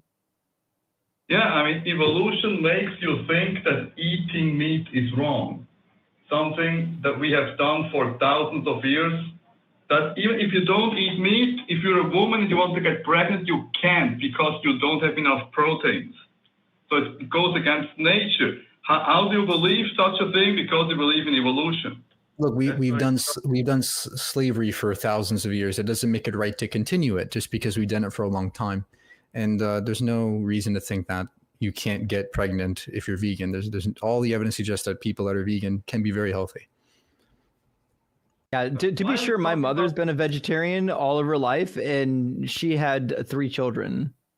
So I don't know. But she had no meat. She had no meat, none. Yeah, but she ate eggs and drank milk and stuff like that, I imagine. Nope, no eggs. No eggs. Look, I don't want to turn this into a vegan debate, but there's nothing in meat or dairy that is required to consume. Nothing at all. You can get it all from plant-based sources. So that argument's moot. Yeah. Also, Ulrich, now your complaint with the veganism thing is one thing, but you're a theist. You actually believe in a God, and so you think that your God has a better way, and that's fine. Before us to consider the better way that your God posits, why should we believe in your God? Because if you don't, you start believing weird things like evolution and veganism and and you believe you can declare yourself the opposite gender, and it makes it real and stuff like that. It messes up your mind to not be connected to God. Well, that's not actually an argument. I mean, so to be sure, just saying I don't like your position is not an argument why we should accept your position, right? So we would still need an argument for why your position is true, not whether or not you like our position. It's not about liking, it's about being confused. Only you think it's a confusing position. We would just say the same thing about yours. We would say you're confused, right? But saying you're confused is not an argument for demonstrating why somebody's wrong, right? You can think somebody's confused, but just stating that out of your mouth doesn't make it true. So what are like the facts and evidences that would lead anyone to believe that your God is real? I mean, if you think men have vagina, you are confused. And I think that's a strong argument. Okay, so what I'm hearing is you don't have an argument. Which God do you believe in? The Christian God, the real God. Christian God. And your God has real morals, right? Yes, he does. He has real morals. Have you actually read the Bible? Yes, I have. Sure. Do you think that there was ever a time period or ever an occasion in which it's justified to punish people for crimes they never committed? For crimes they never committed? No. No, we should never do that. So if you read in the Quran that that Muhammad was instructed by God to punish, say, some women for crimes they never committed, you would rightly say, well, that doesn't make sense. It makes it harder to believe in that God, correct? Right. Yeah. Open your Bible, if you have one, to Deuteronomy 22. I'd love to show you a passage. This is a really interesting situation. It says, this is a law given to Moses on Mount Sinai. It says, suppose a man marries a woman, but after going into her dislikes her and makes up charges against her, slandering her by saying, I married this woman, but when I lay with her, I did not find evidence of her virginity. We'll pause there. What evidence do you think you might have been looking for? Evidence of virginity. Look, isn't that's yeah. So what? I'm asking for a simple answer to the question, which is, what evidence do you think he was looking for? No, why do you think an atheist can explain the Bible to me? You will never be able. So I'm not asking you. I'm not explaining it to you. I'm asking you to answer the question, and it sounds like you can't answer it. So we'll try this again. I'm asking you. I'm not telling you. I'm asking you. What evidence do you think this person was looking for to validate that she was a virgin? What do you think? You're setting up a trap, and it doesn't work. I'm not setting up a trap. In fact, I'm just asking you a question. In fact, if you actually had read the Bible, you would know that this is not a trap. This is a simple question. What do you think the evidence is that he was looking for? Blood. About blood when the woman loses her. There we go. We found it. Yeah, so he's looking for blood because that's what they thought was the sign of virginity. So we can continue reading the passage then. It says, the father of the young woman and her mother shall then submit the evidence of the young woman's virginity to the elders at the city gate. And it says, here is the evidence of my daughter's virginity. They will spread out the cloth before the elders of the town, and the elders of the town shall take the men and punish them. So the evidence is, in fact, whether or not they can produce the sheet, the marital cloth, with the blood, correct? Yes. That's why. Fantastic. All right. So if in fact she bleeds on the cloth, then what that means is theoretically she was a virgin. If she doesn't bleed on the cloth, it means that she lied about her virginity, correct? You should only have sex within marriage, and you should not have. I didn't ask you about that. I asked you about the evidence. Given the way the passage is laid out, it's basically instructing you to use the bloody sheet as the evidence of her guilt or innocence, correct? Because marriage is very serious with God. You should not have sex without marriage. That's what it is. I'm sure it is. So the question is, based on the evidence of the sheet, that is used to determine her guilt or her innocence, correct? Why is that a point? I'm asking you. We'll try this again. I'm just looking for a yes or no. So if you have to pray to God for a yes or no, go ahead. And in fact, Jesus says that don't worry when they drag you before the councils for words. The Holy Spirit will give you words. So yes or no, is the bloody sheet the evidence of her guilt or innocence? Who cares? Why? I care, and you care too, which is why you're evading the question. You're so terrified to answer the question because you probably already know the answer to the question. So again, we're going to ask you to grow a little bit of a backbone here and participate in the conversation. Yes or no, is the bloody sheet evidence of her guilt or virginity? Am I a coward for calling your show? There are two atheists against one theist. You are. Yes, you're a coward for not answering the question. So we'll try it again. It's a yes or no. Is the bloody sheet the evidence? I refuse to play your games. I would. If I was in your shoes and I was about to get cooked, I'd refuse or run away as well. It makes you look really good. So I'll answer the question. The answer to the question is yes. Yes, the proof of the woman's virginity was in fact the bloody sheet. This is a well-known practice in the ancient Near East and other parts of the world, like in Africa and some parts of the Mediterranean. Now it says that if it's true, it says verse 20, if however the charge is true, that evidence of the young woman's virginity was not found, then they shall bring the young woman out to the entrance of her father's house, and the men of her house or town shall stone her to death. So do you believe that a woman should be stoned if in fact she was not found to be a virgin on her wedding night because she didn't bleed on the sheet? What did Jesus say about stoning? Whoever... I didn't. That wasn't an actual answer to my question. My question was, it's yes or no, by the way. Do you believe that it's a fair punishment to stone a woman based on whether or not there's a bloody sheet? Yes or no? I believe if you're without sin, you should throw the first stone. That's what the Bible teaches. I didn't ask. That doesn't answer my question. My question is, do you believe that when the Bible said you can stone a woman based on whether or not she bled on that sheet, if that was good or bad? Do you think that was a good command or a bad command? All commandments of God are God and true. Okay, so this is good. Okay, so it was good to command the people, the Israelites, namely, to stone women who don't bleed on their marital sheets. That was a good command? No, because if you can only stone if you're without. Oh, that was a bad command. Okay, so this is confusing because I thought you just said 30 seconds ago that all of God's commands are good. And then I asked you if this command was good and you said no. So we'll try this again. Are all of God's commands good? Yes or no? You cannot understand what that means because you don't have the Holy Spirit. It's interesting. I didn't hear a yes or no. Mike, did you hear a yes or no? Did not hear it. Nope.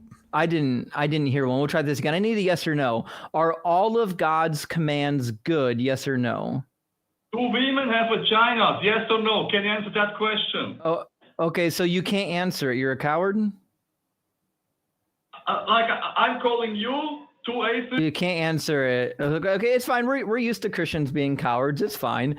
So the reality is you've never read your Bible. You have no idea that God thinks it's perfectly okay to punish innocent women.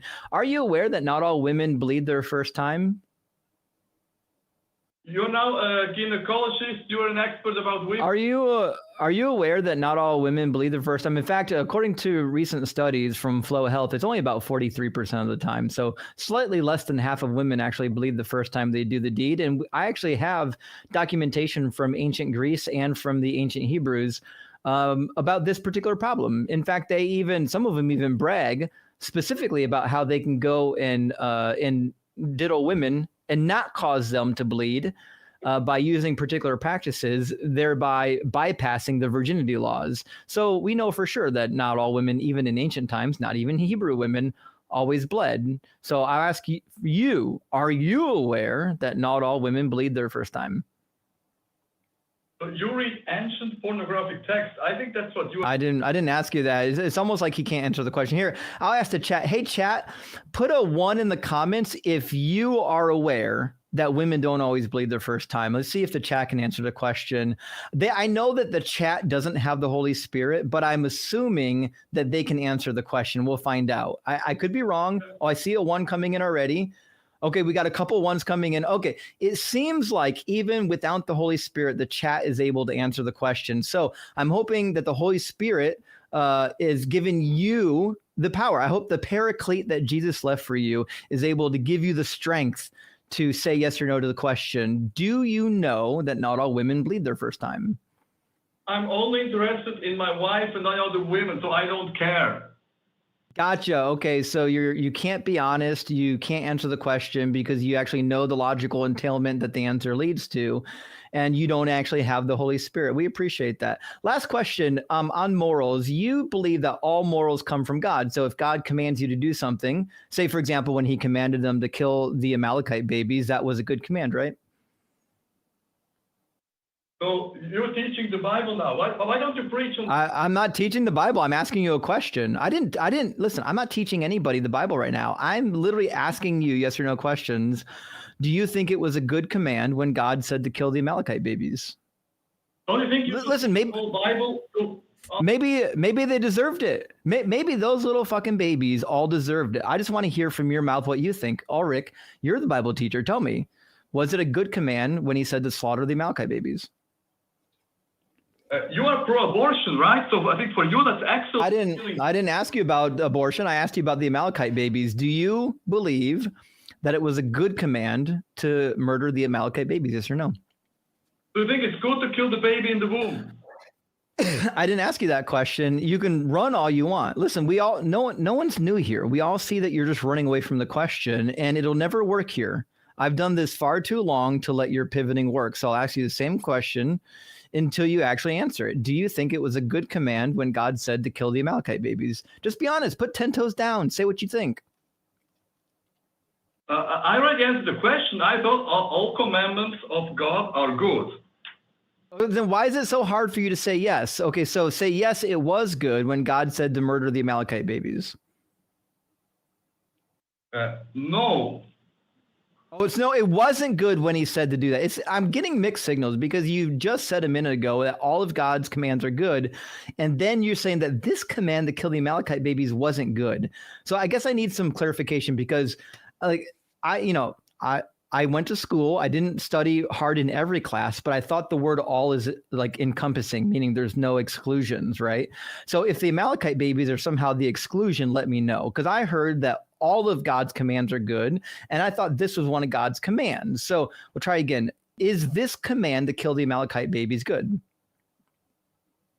Why are you so distressed? I called to talk about evolution. Look how far. It's not a trap at all. I'm simply asking you to give me your opinion about what the Bible says. Teach me, teacher. Listen, I don't have the Holy Spirit. I can't interpret this book on my own. I need you. I need your help, Ulrich. I'm Holy Spiritless. Teach me. Was it a good command when God said to kill the Amalekite babies? Can you have an adult conversation? Well, I'm trying, but you won't answer any questions. So I'll give you one last chance. What is it a good command when God said to kill the Amalekite babies? Oh, and he dropped. Okay. Well, I think we got the answer to our question. And his argument was premise number 1, wah, wah. Premise number 2, boo hoo. Conclusion, my God is real. I think that was the syllogism for that one. I could be wrong. He said, well, I brought up evolution, but the problem is that he was the first one to bring up morality, right? He said that we were the ones who were bad for not agreeing with the Bible.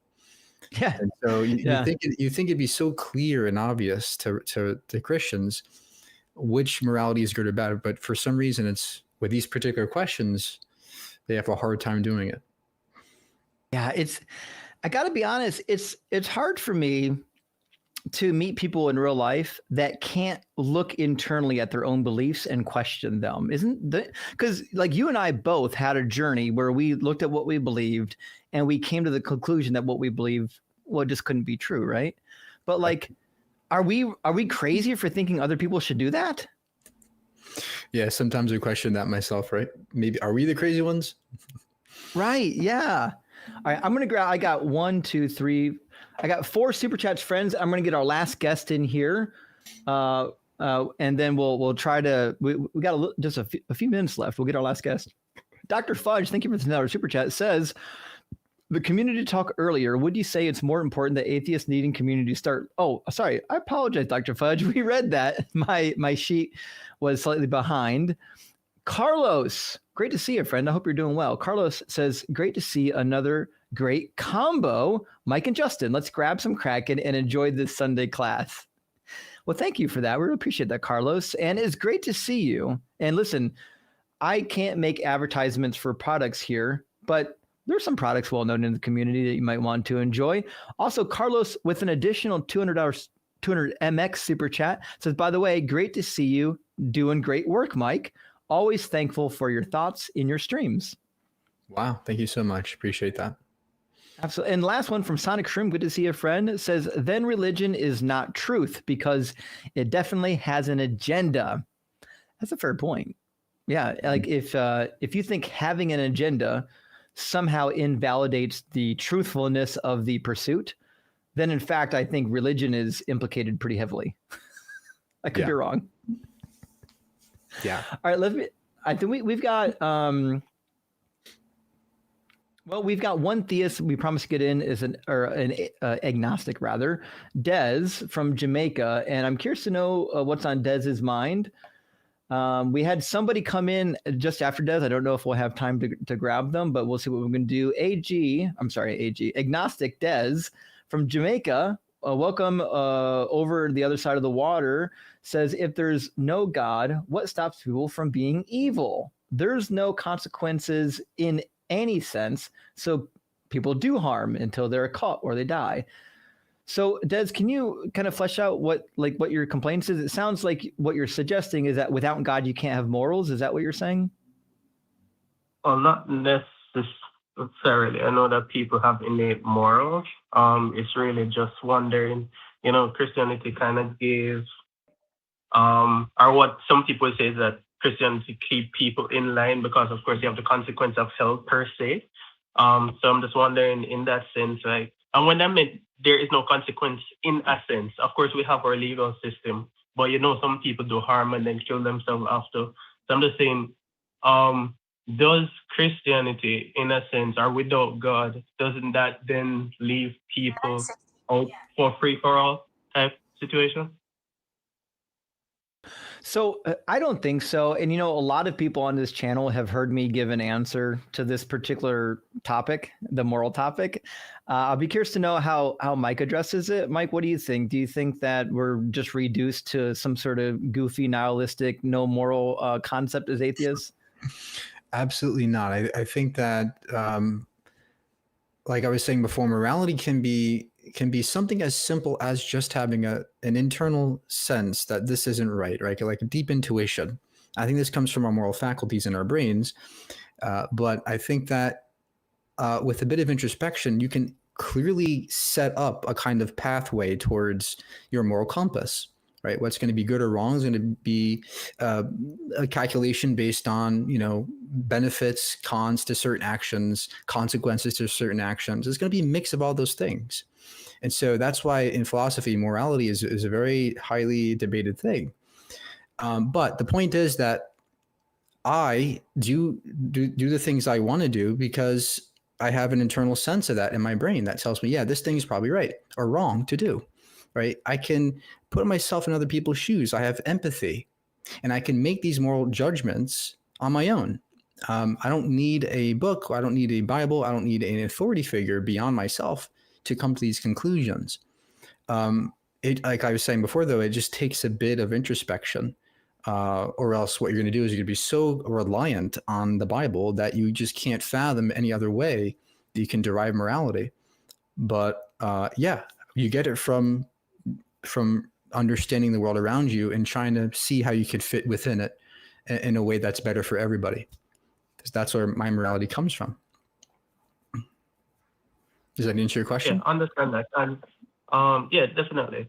Where this question is really coming from, because just to give some context, of course, I grew up Christian. I'm deconstructing where that's concerned. And I think I'm pretty much at the final leg of that, are pretty much at the tail end where I just really can't logically explain a God in that sense.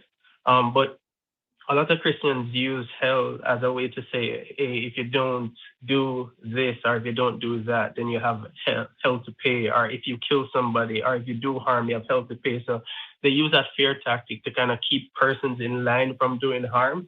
So I'm just saying, if we do, let's say we remove all of them and say, hey, if we do take that equation out, other than me personally, because of course my moral belief is that, we're supposed to be good people. You don't do harm, right? You help protect people, those type of situation. But what's to stop somebody from having a bad experience and then saying, hey, F all of this and I'm going to do harm. Whatever happens to me is what it is. I have no consequence after because I'm going to just die anyway. So, I mean, that's dark. And of course, people may get into that aspect. I'm just wondering, if you remove that, what else do we just trust people's inner good in that sense? Well, not to say that have a God to do that. Have you considered flipping the script on them? And let me tell you what I mean. Because the Christian will say, like, well, if you don't have a God dictating what to do, like if there's no like punishment for what you do, then people would just do anything. Well, in reality, we don't see that happening. I've murdered exactly the number of people I've ever wanted to murder, which is 0. And no God was required to make that happen. That being said, what you should say to Christians is this. In your Bible, in your doctrine, there is no punishment for any of these crimes. You can murder people, you can lie, you can do anything you want to. As long as you ask God for forgiveness before you die, it's all forgiven. Theoretically, Jeffrey Dahmer and other horrible people will end up in heaven. There are rapists that will end up in heaven and rape victims that will end up in hell.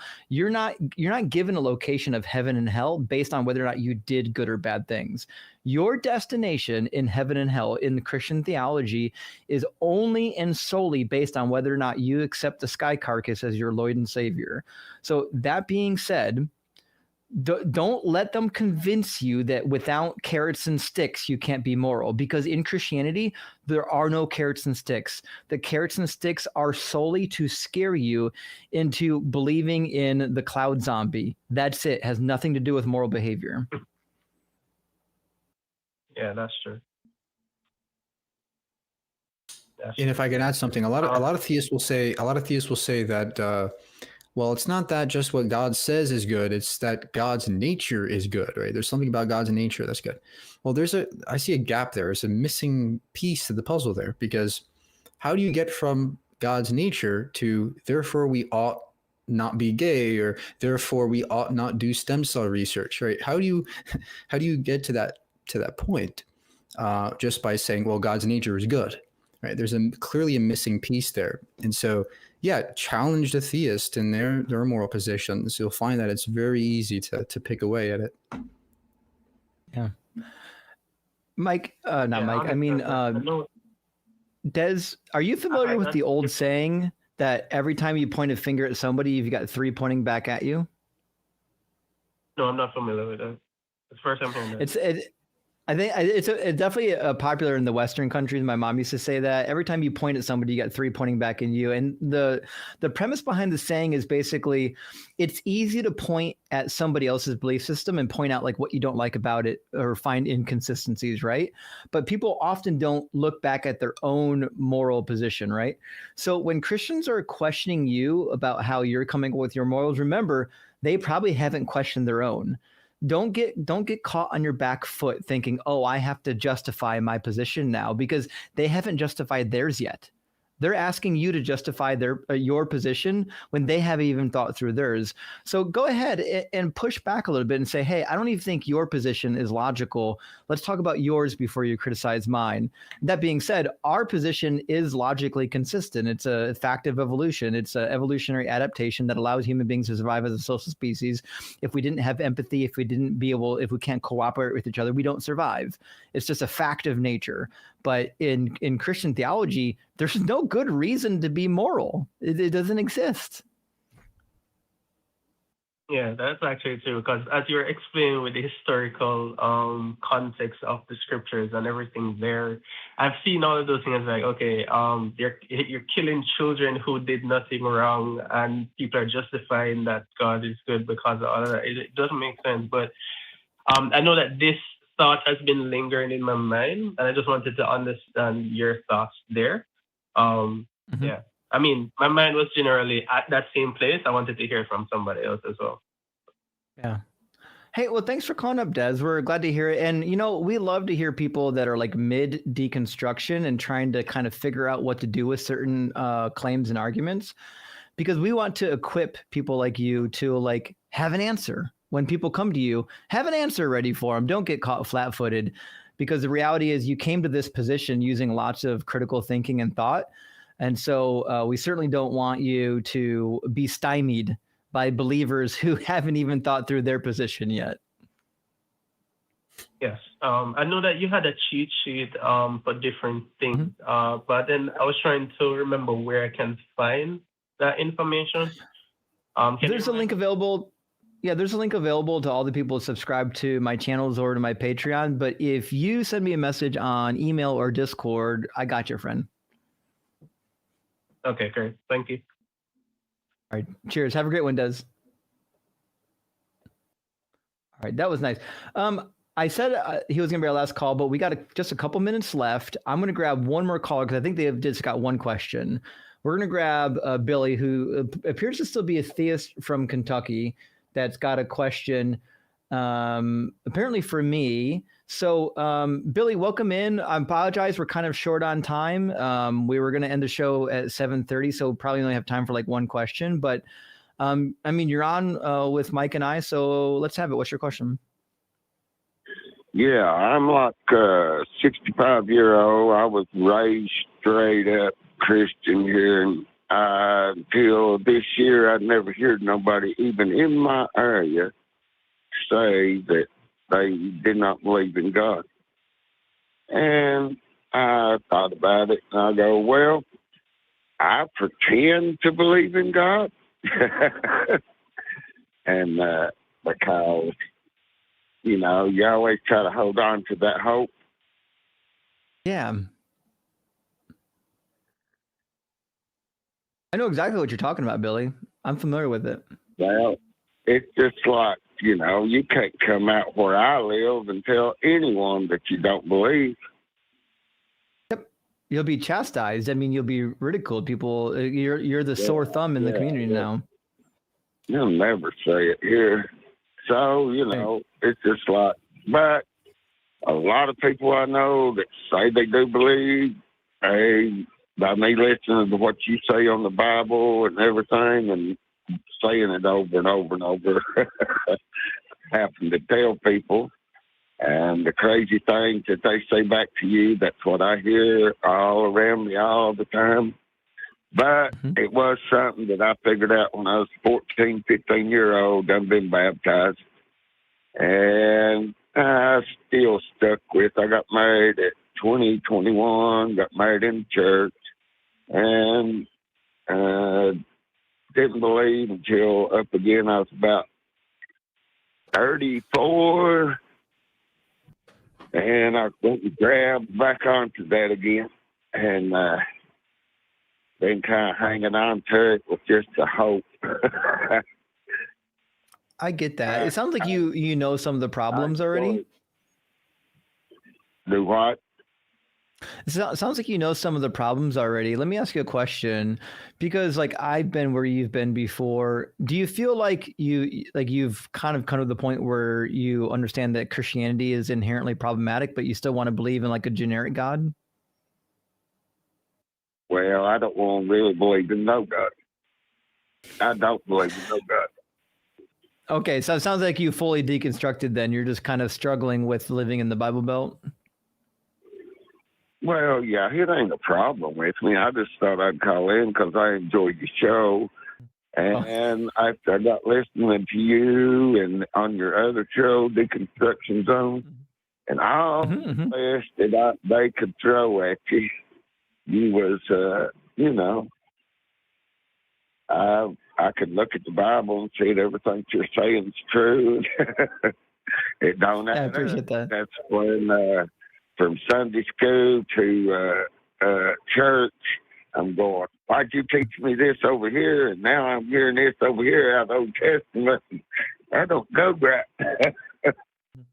I tell you what, there's one promise that I make to my audience, and that is I will read this book to anybody on my live stream. I don't care if you're a Christian or not. If you believe that the Bible is true, I will make you read it because I know they haven't read it. And I think reading the Bible is the greatest way to deconvert them from their toxic religion. Same with the Quran. Forcing people to read some of the nonsense in the Quran and the hadiths, the narrations, are a fantastic way of helping them realize the nonsense that they claim to believe in. But Billy, we appreciate you coming in and saying hi. We've got to, we're ending the show at 7:30, so we got to move on. But Billy, best of luck to you down in the Bible Belt. I got a lot of family down where you're at. It's a beautiful territory to live in, but I understand that, yeah, it can be a little bit tough being like the solo atheist in the community. Yep. But all the best to you, friend. You too, man. Appreciate it. Cheers. That's a tough place to be if you've deconstructed and you don't believe anymore. Wow. Yeah, it sounds like he's hanging on just because of the hope thing, and I think it's important to touch on this a bit. That I think that you can derive a sense of hope as an atheist. I think that science itself is a beacon of hope in my eyes, because think about how many technological advancements, think about all the medical advancements that we are the beneficiaries of. And we live relatively luxurious lives compared to somebody 200 years ago. And so science can power that kind of prosperous lifestyle that we live today that we so much take for granted. And so to me, science is a beacon of hope for the future, for a better future. And yeah, that's what gives me hope as an atheist. That's a great point. Yeah, I have a lot of hope for the future. I love seeing the young people coming out and abandoning these religions. It brings me a lot of hope and joy that the future is going to be better for them. I'm going to grab 2 super chats, and then we're going to bring in our friend Scotty. We've got a super chat from our friend Booget. Says, Ulrich?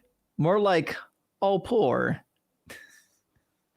I hear some audible groaning for the dad jokes in there. Don't worry, I got you, Booget. I appreciate the dad joke.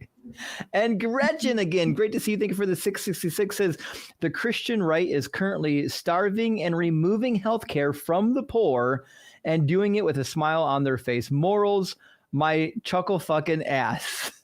Indeed, I could not agree.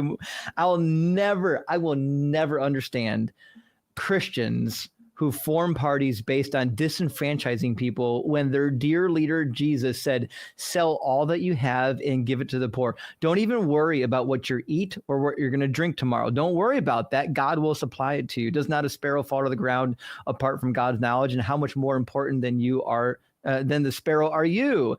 He says, don't worry about these things. Seek ye first the kingdom of the Lord, and all of these things will be added to you. So if you're a Christian, you shouldn't be spending 1 minute worrying about how much money you have, what you're going to do tomorrow. You give that shit to the poor, you take up your cross and you follow Jesus. If you're not doing that, you're not a real Christian. You're only a Christian in name. You're not a real Christian. And I would have said that when I was still a Christian as a pastor. If you are in Christianity and you don't understand Jesus's call to abandon the desire for worldly wealth and goods and give them to people who don't, then you don't understand Christianity one bit. That being said, Scotty, our backup for today. Sorry, I have to get off my soapbox now. Scotty, thank you so much for being with us. No, my pleasure. My pleasure. Pleasure's all on this side of the table. Share some of your thoughts with us on the calls today. Oh boy, I just have a page full of thoughts here, but I know we're over, so I'll just be brief. I want to thank Ulrich for that gold medal performance in mental gymnastics. It was very impressive. But the one comment I did want to make was on something Mike said kind of towards the beginning of the show. He was saying something about would things be better if it was an entirely secular world? And then Mike, you slipped in, or at least had a science literacy. And I think that was a excellent point to bring up, because it's not so much that we are against religion per se. It's the fact that it's not rationally supported and it doesn't align with reality. And so that's kind of the crux there. And so, Mike, I'm glad you mentioned that. But yeah, other than that, great show, good selection of callers. It's good, important notice to callers in the future. If you want to make sure you get on, call earlier, right? We had the calls were kind of slow to come in, then we had a bunch at the end. So if you call in earlier, you're more likely to get on. So keep that in mind. But thanks both of you. Great show today. Well, thanks, Scott. I appreciate that. And friends, make sure, if you haven't done, find Mike's channel on YouTube and follow him on TikTok. Although I got to be honest, most people who are on TikTok are already following Mike. But make sure you do. Mike Brigandi. He's a great friend in the community. So we appreciate everyone being here. We'll be here again, same time next week. Make sure you don't miss our other shows throughout the week. And Scott, thank you for backing us up today. And friends, we'll do it all again next week, same time, same place. Stay God-free. What will it take for you to start opening your eyes, to start questioning the bullshit everyone around you buys? You think it's any of your business what goes on between my thighs? I wonder when we'll be rid of your life.